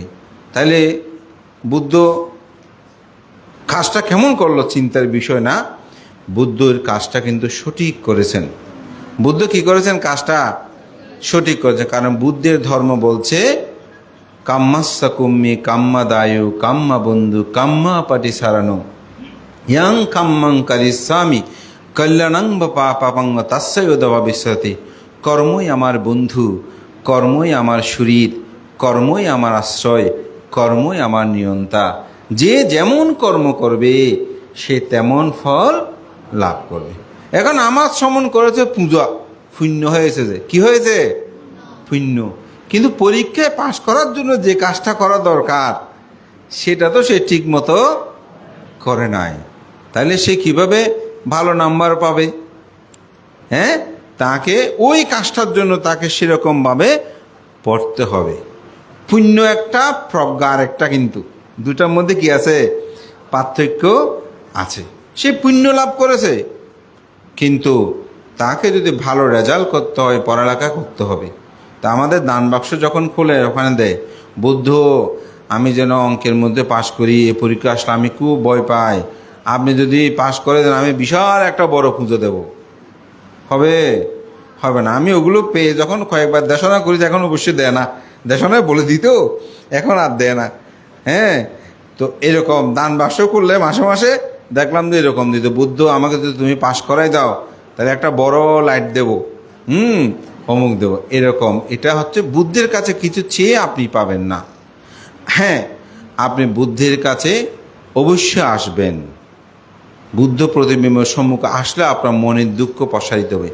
আপনি এখানেই সংকল্প করবেন, আমি যে পুণ্যকর্ম করি, সৎকর্ম করি, এই পুণ্য প্রভাবে আমি যেন নির্বাণ সাক্ষাৎ করি। প্রথমে নির্বাণ প্রার্থনা করবেন, তারপর দ্বিতীয়ত আপনার যত দুঃখ আছে, আশা আছে, ভরসা আছে, ওগুলো আপনি কার কাছে প্রার্থনা করবেন? পুণ্যের কাছে, বুদ্ধের কাছে। বুদ্ধ আমাদেরকে শুধু দিক নির্দেশনা প্রদান। এই জন্যই বলছে তোমাকে সব কিছু করতে হবে, তথাগত মাত্র প্রদর্শক। তো এই ভিক্ষু তো বুদ্ধের দিকে তাকিয়ে আছে, তাহলে সে কি নির্বাণ পাবে? পাবে না। তো বুদ্ধ বলছেন তোমাকে নিয়ে তো সমস্যা। তো বুদ্ধ একদিন প্রত্যুষ তিনি একটা ধ্যান করেন, এটাকে বলা হয় করুণা সমাপত্তি ধ্যান।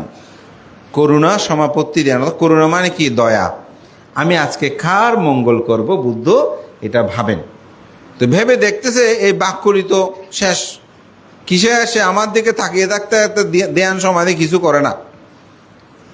তখন বুদ্ধ তাকে ডাকলেন, ডেকে বলছে বাক্যলি তুমি এখান থেকে চলে যাও, গীতকুটো পর্বতে গিয়ে তুমি সেখানে ধ্যান করো, তুমি আর যেতে মনে থাকবে না। সে তো স্তম্ভিত হলো, ও বুদ্ধকে দেখার জন্য আমি এত কিছু ছেড়ে আসলাম, আর এই বুদ্ধ আমাকে গীতকুটো পর্বতে পাঠিয়ে দিচ্ছে, আমি বাঁচবো না আর, ওখানে গিয়ে আমি মরে যাব। কি করবে? আত্মহত্যা করবে। কি করবে? আত্মহত্যা করবে। আত্মহত্যা কি মহাপাপ? মহাপাপ। এখন সেটা করার জন্য সে সেখানে গেছে। তো বুদ্ধ যেতবন বিহার থেকে দিব্য দৃষ্টি দেখলেন, বাক্যলিকে তো পাঠিয়ে দিয়েছি, সে এখন কি করে? তখন পরচিত্ত বিচরণ গিয়ে দেখলো, সে মনে মনে সংকল্প করতেছে, বুদ্ধকে যেহেতু আমি দেখি নাই, বুদ্ধকে যেহেতু আমি এখন দেখব না, আমার মৃত্যুই হবে কি শ্রেয়, মরার জন্য সে প্রস্তুতি নিচ্ছি। বুদ্ধ ঋদ্ধি প্রভাবে আরেকটি ওই পর্বতের টিলা আছে না, আরেকটি টিলার মধ্যে গিয়ে দাঁড়ালো। ভাগ্যলি দেখছে, হু লজ্জা পেল, আমি তো মনে করেছি যে বুদ্ধ আমাকে দেখা না দেওয়ার জন্য এখানে পাঠিয়েছে, বুদ্ধ এখানে আসবেন সেই জন্য আমাকে এখানে পাঠিয়ে দিয়েছে, খুশি হয়ে গেল। তখন সম্মুখে আসলেন, বুদ্ধকে দেখে লুটিয়ে পড়লেন। বুদ্ধ বললেন, হে বাক্যলি, যিনি আমাকে আমার ধর্মকে দেখে, ইয় সোম্মাং ধাম্মাং পাশ্যতি, যিনি আমার ধর্মকে দেখে সে আমাকে দেখে, যিনি আমার ধর্মকে দেখে না সে আমাকে দেখে না। অর্থাৎ আপনারা যে আজকে অষ্টশীল নিয়েছেন না, আপনারা বুদ্ধকে দেখতেছেন। যখন শীল পালন করবেন তখন আপনি বুদ্ধকে দেখবেন, যেহেতু বুদ্ধ বলেছেন যিনি আমার ধর্মকে দেখে তিনিই আমাকে দেখে, যিনি আমার ধর্মকে দেখে না সেই আমাকে দেখে না। অর্থাৎ বুদ্ধকে আপনি সারাদিন দেখে থাকলেও যদি ধর্ম আচরণ না করেন তাহলে বুদ্ধ দেখা হবে হবে না। সেজন্য বুদ্ধকে সেটা দেখতে হবে, কোনটা? বুদ্ধের ধর্মকে। এই জন্য এই বাক্যলি সেজন্য বলছে, যখন আপনি এই বুদ্ধমুক্তি পথে শুধু তাকিয়ে থাকবেন, আপনার ওই ইন্দ্রিয় চক্ষু ইন্দ্রিয় কি করছে? এটাকে বেদনা অনুভব হচ্ছে। কি বেদনা? সুখ বেদনা। যখন দেখে নাই তখন দুঃখ বেদনা উৎপন্ন হয়েছে না?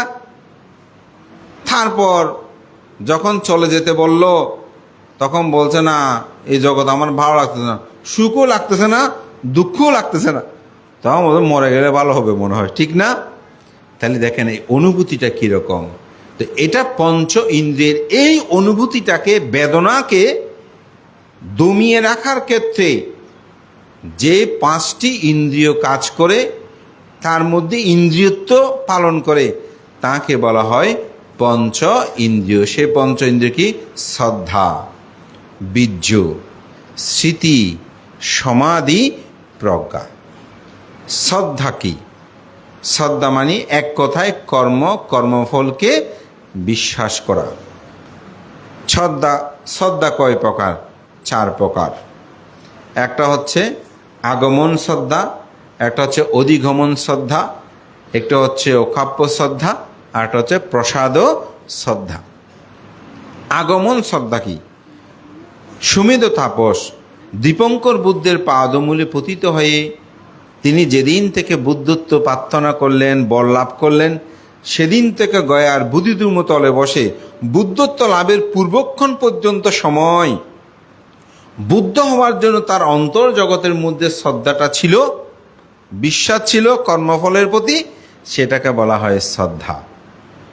এটা কখনো চ্যুত হয় না।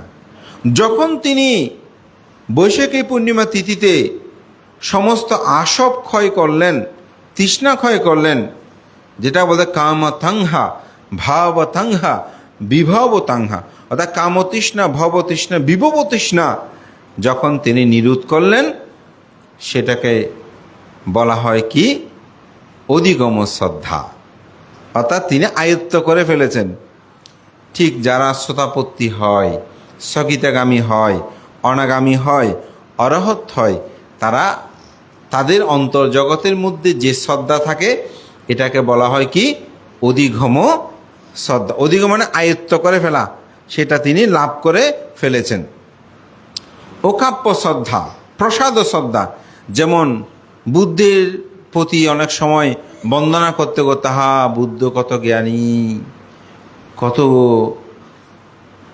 গুণবান। যেমন আমি নিজেও মাঝে মধ্যে যখন পঠন পাঠন করি, বিশেষ করে বুদ্ধের পরিনির্বাণ সূত্রটা আমি যতবার পড়েছি ততবার আমার এতই চিত্ত প্রসন্ন হয়েছে, আমার চোখ দিয়ে অশ্রু বিগলিত হয়েছে। এটা হচ্ছে প্রসন্নতা, প্রসাদ শ্রদ্ধা।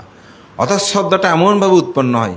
অনেক সময় দেখবেন আপনাদের এই পটি একদম পাশেই আমাদের শ্রদ্ধেয় জ্ঞানীশ্বর বান্তে, আর্যশ্রাব্য হিসাবে খ্যাত, আমি শুনেছি তিনি এরকম বুদ্ধের সামনে নাকি তাকিয়ে সম্মুখে চোখ দিয়ে অশ্রু বিগলিত হতো। তো একদিন ওনার সেই শিষ্য, আমাদের পরম শ্রদ্ধেয় মহামান্য দ্বাদশ সঙ্গরাজ ডক্টর ধর্মসেন মহোদয়, বান্তে আপনি বুদ্ধের সামনে গেলে কান্না করেন কেন জিজ্ঞাসা করেছে। বলেছে, কান্না করি না, আমি বুদ্ধকে অশ্রু দিয়ে পূজা করি। কেমন শ্রদ্ধা দেখেন! আমি অশ্রু দিয়ে আমি কি করি? পূজা করি। এটা হচ্ছে প্রসাদ ও শ্রদ্ধা।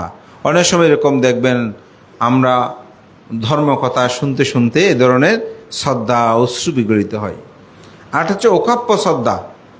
অনেক সময় ধর্মকথা শুনে অথবা জ্ঞান উৎপন্ন হয়, এই সংসার যেগুলো আমি কোনো কিছু চাই না, সব ছেড়ে চলে যাব, আজকে দেখে একেবারে সংসার আর আবদ্ধ হব না, এরকম একটা শ্রদ্ধা উৎপন্ন হয়। আবার কিছুক্ষণ পরে সেটা চলে যায়, এরকম হয় না? এটাকে বলা হয় অকাপ্য শ্রদ্ধা। এরকম 4 প্রকার। তো এখানে 2টি শ্রদ্ধা উঠানামা করে, প্রসাদ শ্রদ্ধা আর অকাপ্য শ্রদ্ধা। এটা আমাদের সবার মধ্যে আছে বলে আমরা এখানে উপস্থিত হতে পেরেছি। যদি এই শ্রদ্ধা না থাকতো তাহলে কিন্তু আমরা উপস্থিত হতে পারতাম না। তবে এই শ্রদ্ধার মাধ্যমে অধিগম শ্রদ্ধাটা লাভ হয়। তো এই অধিগম শ্রদ্ধা যখন উৎপন্ন হয় তখন ইন্দ্রিয়ত্ব, কিসের উপর ইন্দ্রিয়ত্ব করে? চক্ষু, কর্ণ, নাসিকা, জিহ্বা, ত্বক, এগুলোর মধ্যে কি করে? ইন্দ্রিয়ত্ব। ইন্দ্রিয়ত্ব তো বুঝেন, ইন্দ্রকে তিনি হচ্ছেন স্বর্গের অধিপতি। তো ইন্দ্র স্বর্গের সমস্ত দেবতাগণকে পরিচালিত করে, তিনি যা বলে দেবতাগণকে তা করতে হয়।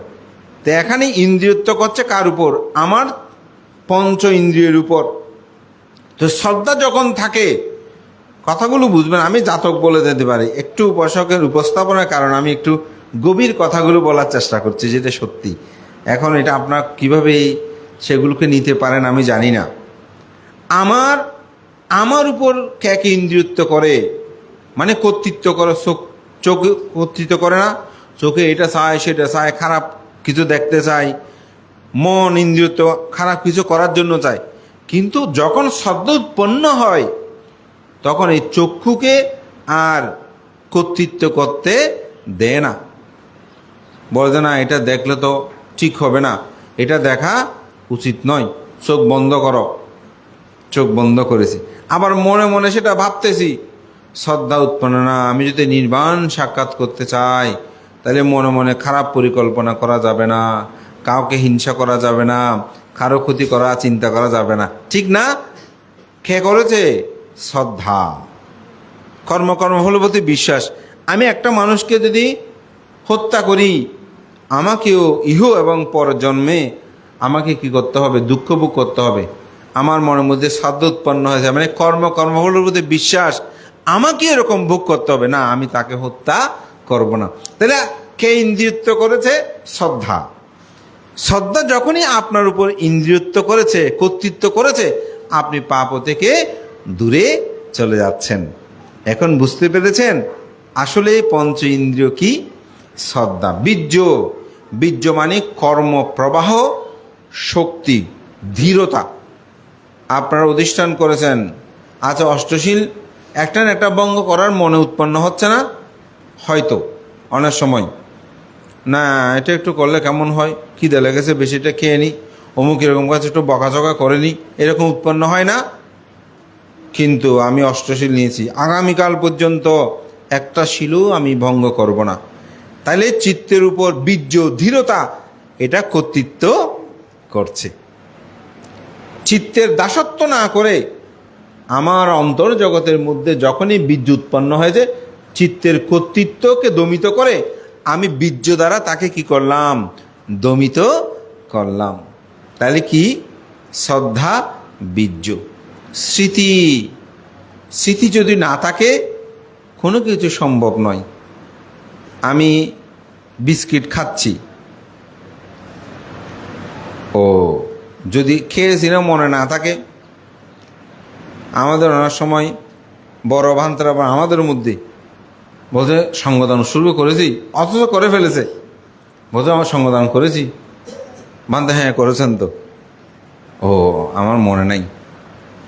এরকম আমি নিজেও ব্যক্তিগত তাড়াহুড়ো করলে অনেক সময় সকালে খাওয়ার আগে আমার একটা মন্ত্র বলি, তো একটু তাড়াহুড়ো থাকলে খিদেও থাকে, একটু তাড়াহুড়ো হয়, তো মন্ত্র বলার পরে আবার বলতেছে মন্ত্র বলেছি, বলতে বান্ধব বলেছেন তো, যে আমার পাশে আছে সাক্ষী, বলতে বান্ধব মন্ত্র তো বলেছেন।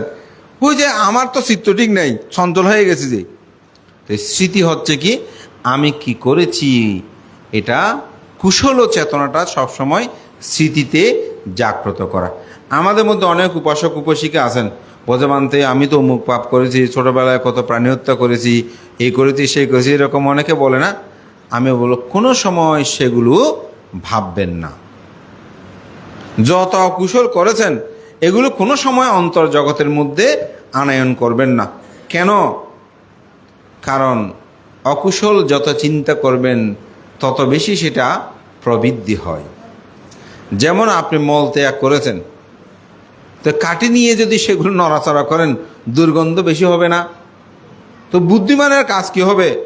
মল ত্যাগ করেছে সেগুলো আমি আর ধারে কাছেও যাব না, আমি কুশল কর্মটা সম্পাদন করব। হ্যাঁ, তবে আমি শুধু ওগুলো মনে করবো না, আরও নতুন নতুন ভাবে অকুশল করব সেটা না। আমি আর কোনো অকুশল কর্ম করব না, আমি প্রতিনিয়ত কুশল কর্মগুলো সম্পাদন করব। এই কুশল চিত্ত যতক্ষণ আপনার স্মৃতিপটে আপনি জাগ্রত রাখবেন সেটাই হবে স্মৃতি। আবার এটাকে যদি বলি সম্যক স্মৃতি আছে না, সম্যক স্মৃতিতে যখন ব্যাখ্যা হয় তখন কায়ে কায়ানুদর্শী, চিত্তে চিত্তানুদর্শী, ধর্মে ধর্মানুদর্শী, বেদনা বেদানুদর্শী হবে। বানতে এটা কীরকম? আমি কালকে একটা দেশনায় এটা নিয়ে একটু করে বলেছিলাম। যেমন আপনি একটা মানুষকে দেখেছেন, মানুষটা সুন্দর, আপনি যেমন ও এই শরীর তো বড় দুর্গন্ধময় দেখেন, তখন আর সেই শরীরের প্রতি আসক্তি জন্ম নেবে না। আসক্তি জন্ম নেবে না। দেখেন, এটা হচ্ছে স্মৃতি, সম্যক এই স্মৃতি। তবে এই স্মৃতিটা শুধু ওই সম্যক স্মৃতি নয়, এই স্মৃতি প্রতিনিয়ত কুশল ও চিন্ত চেতনা নিজের অন্তর্জগতের মধ্যে জাগ্রত করা। আপনি যে কাজটা করছেন, ও এটা তো পাপ, স্মৃতি না থাকলে এটা পাপ আপনি বলতে পারবেন? পারবেন না তো। তাহলে স্মৃতি থাকতে হবে। তখন স্মৃতি যখন আপনার ওই তার বিপরীত স্ববিরোধীর সাথে তিনি ইন্দ্রিয়ত্ব গ্রহণ করবে, তখন আপনি আর কখনো খারাপ কর্ম করতে পারবেন না। এই জন্য এটা বলতে স্মৃতি। আরেকটা হচ্ছে কি, পঞ্চেন্দ্রিয়ের একটা সমাধি। সমাধি মানে হচ্ছে চিত্তের একাগ্রতা। আপনি যে কাজটা করবেন, যেটাই সম্পাদন করবেন, সেটা অবশ্যই একাগ্রতার সাথে করতে হবে।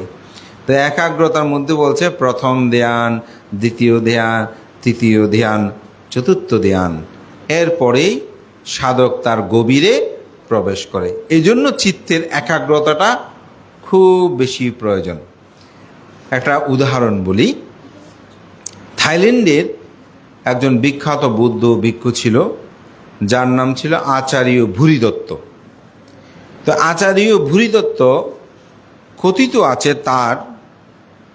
তিনি অরহৎ শুধু তা নয়, তার 1 ডজনের উপরে অরহৎ শিষ্য ছিল।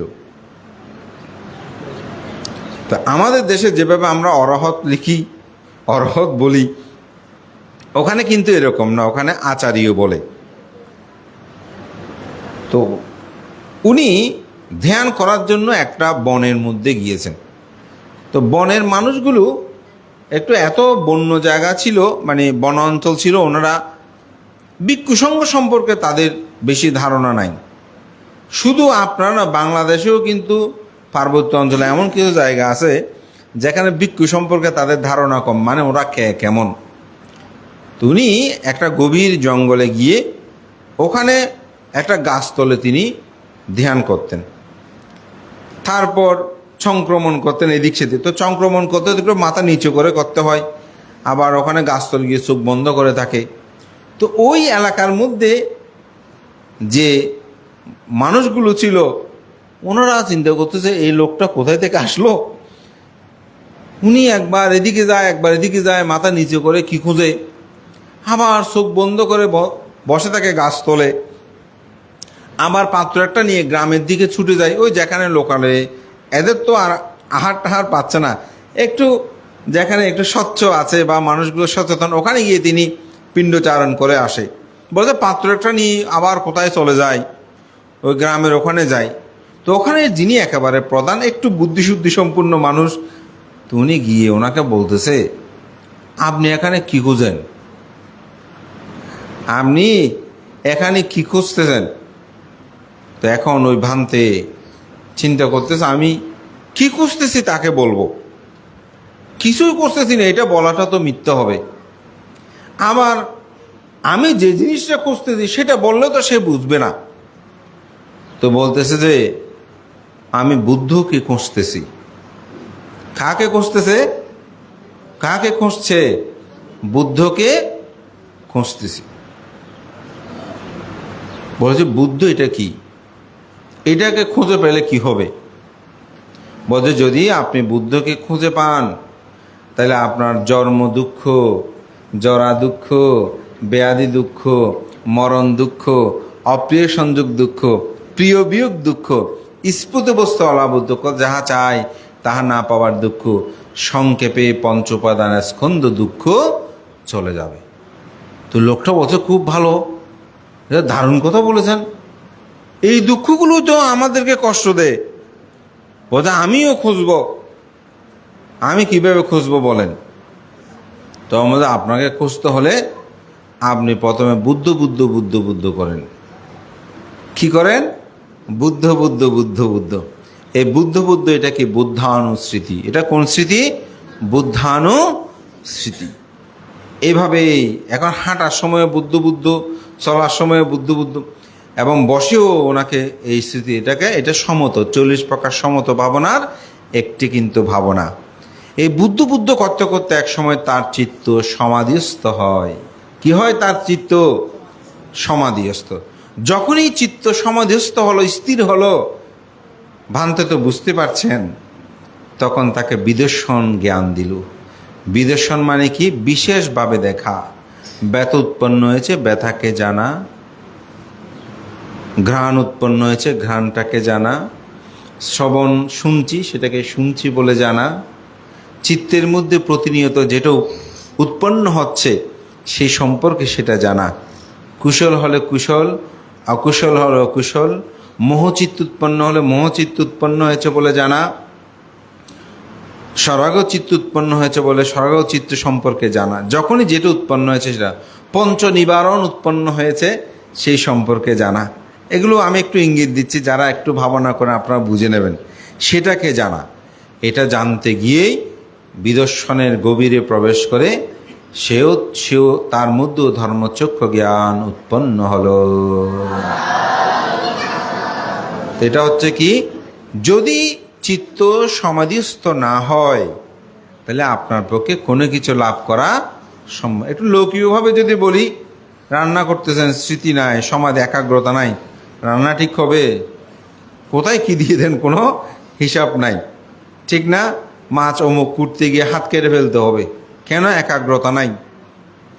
এখন সেটা হচ্ছে তো ওই মোবাইল অমুক এগুলো দেখতে গিয়ে কোথায় কি হয়ে যাচ্ছে।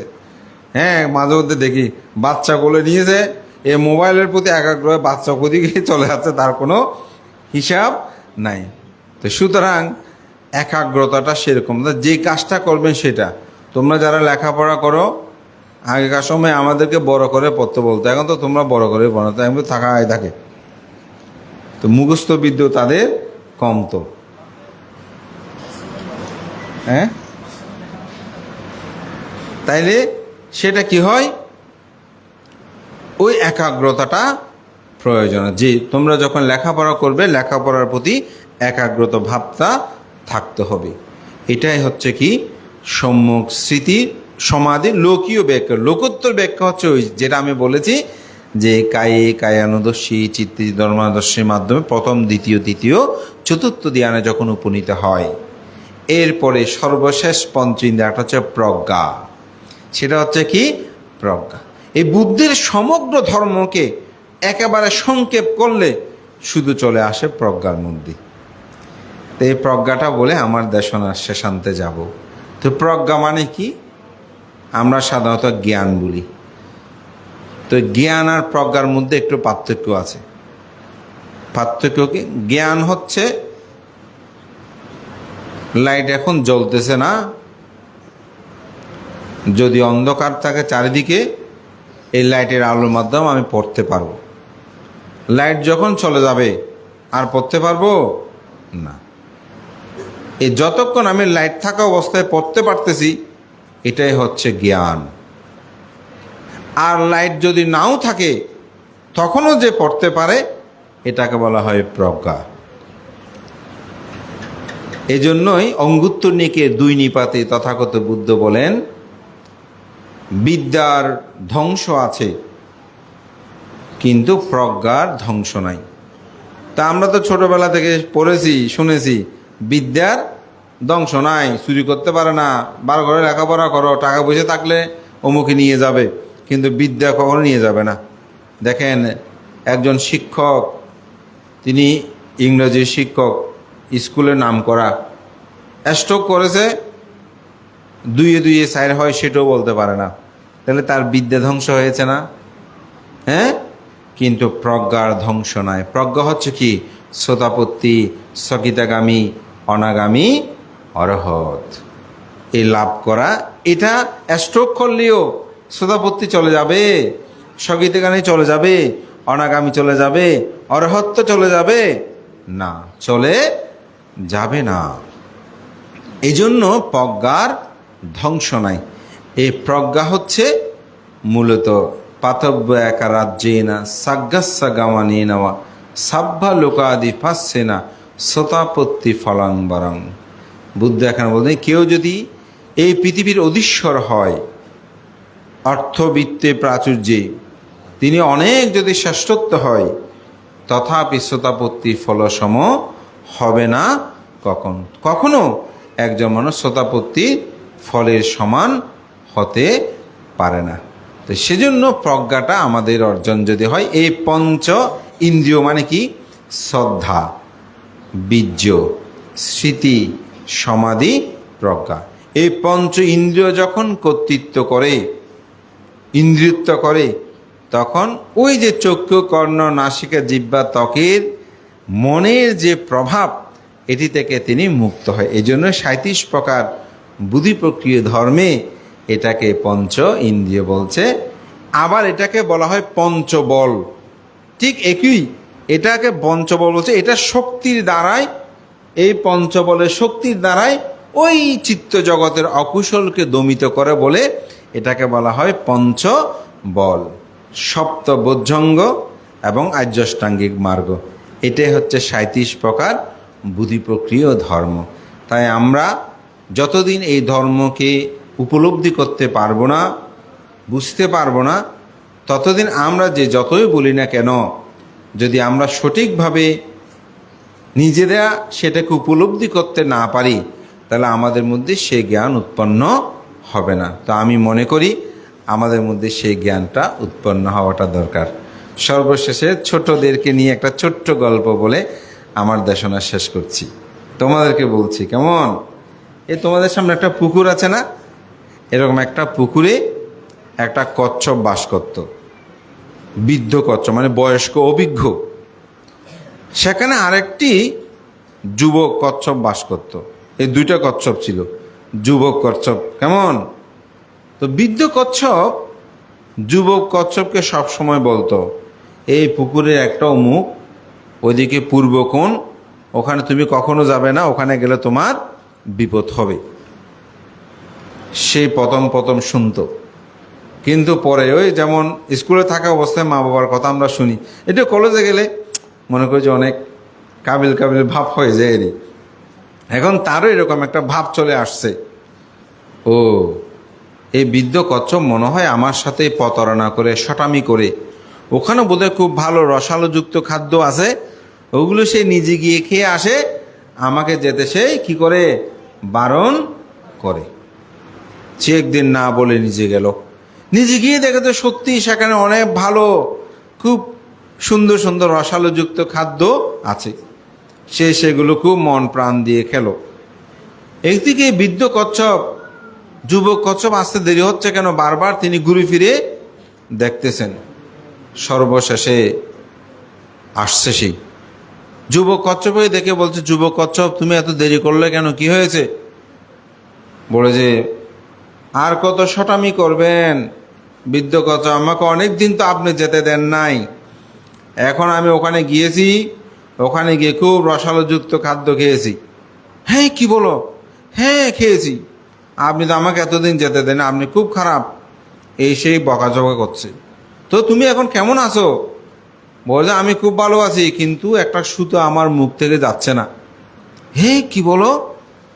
হ্যাঁ, এই কথোপকথন হতে হতে এই সুতোটা টানতে শুরু করলো।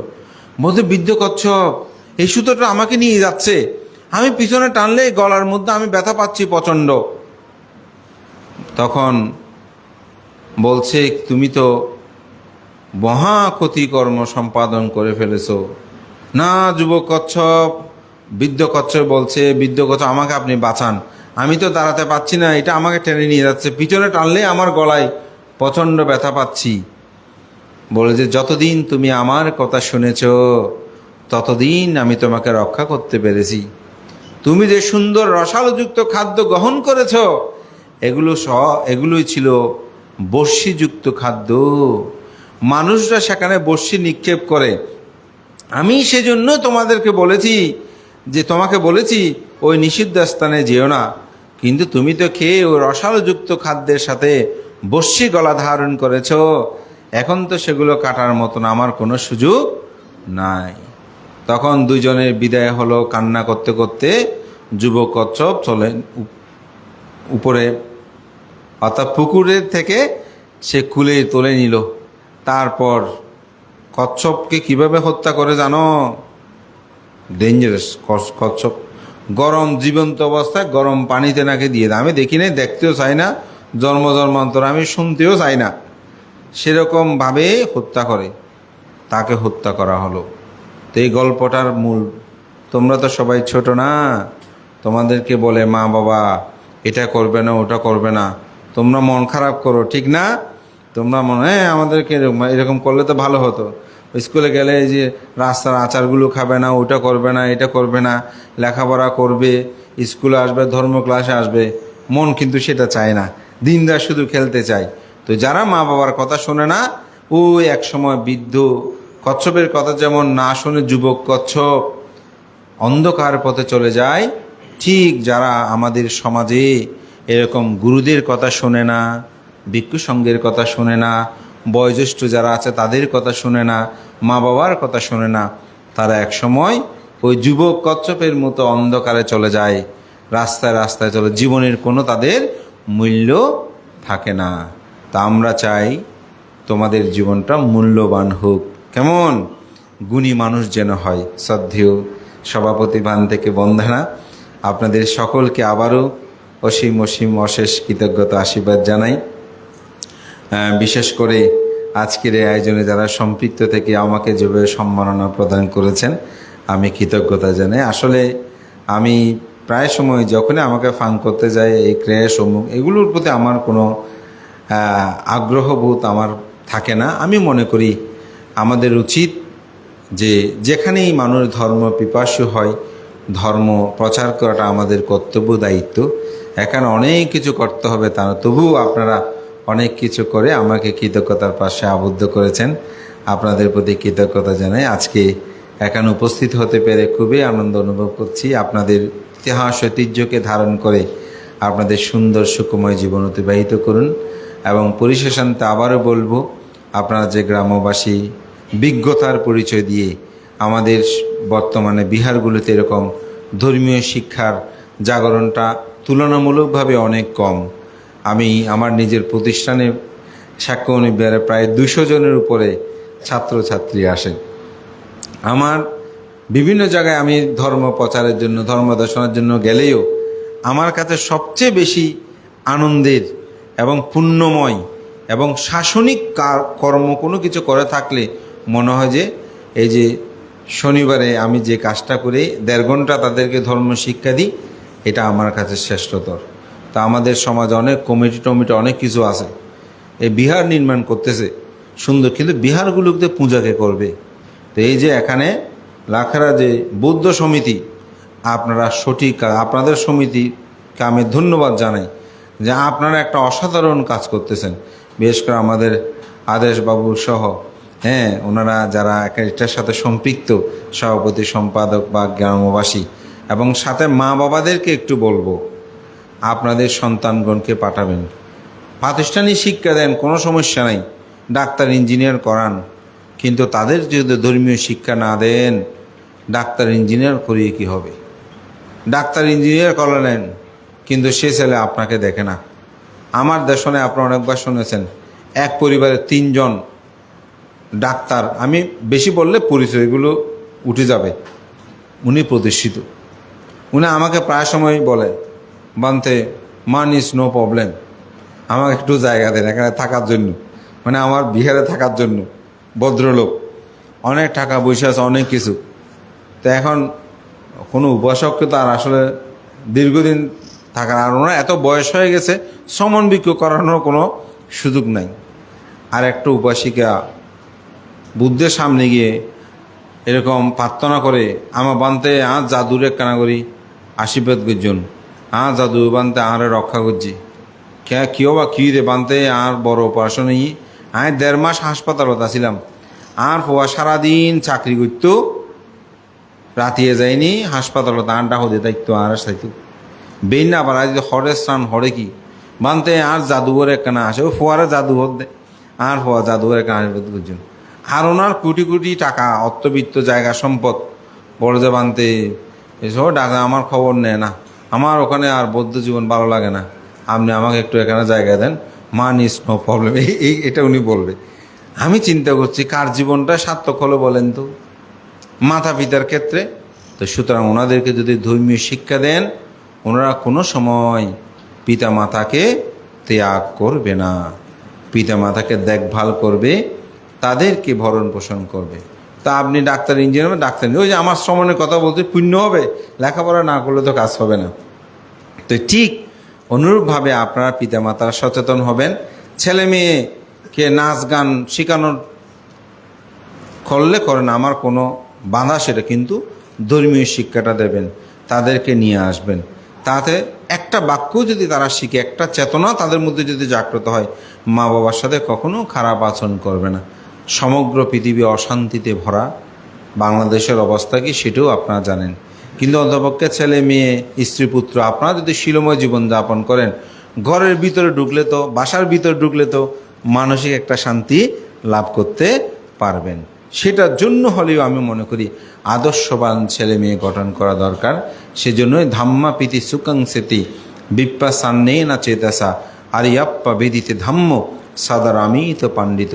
আপনার সর্বদা ধর্মের রত থাকবেন, আজ প্রতিষ্ঠিত ধর্মের রত থেকে আপনাদের জীবনকে সুন্দর করবেন, সার্থক করবেন, এই প্রত্যয় ব্যক্ত করে শ্রদ্ধেয় সভাপতির প্রতি বন্দনা জানিয়ে আপনাদের সকলের উত্তর শ্রীবৃদ্ধি কামনা করে আমার নাতি দীর্ঘ ধর্মকথা এখানেই শেষ করছি। জগতের সকল প্রাণী সুখী হোক।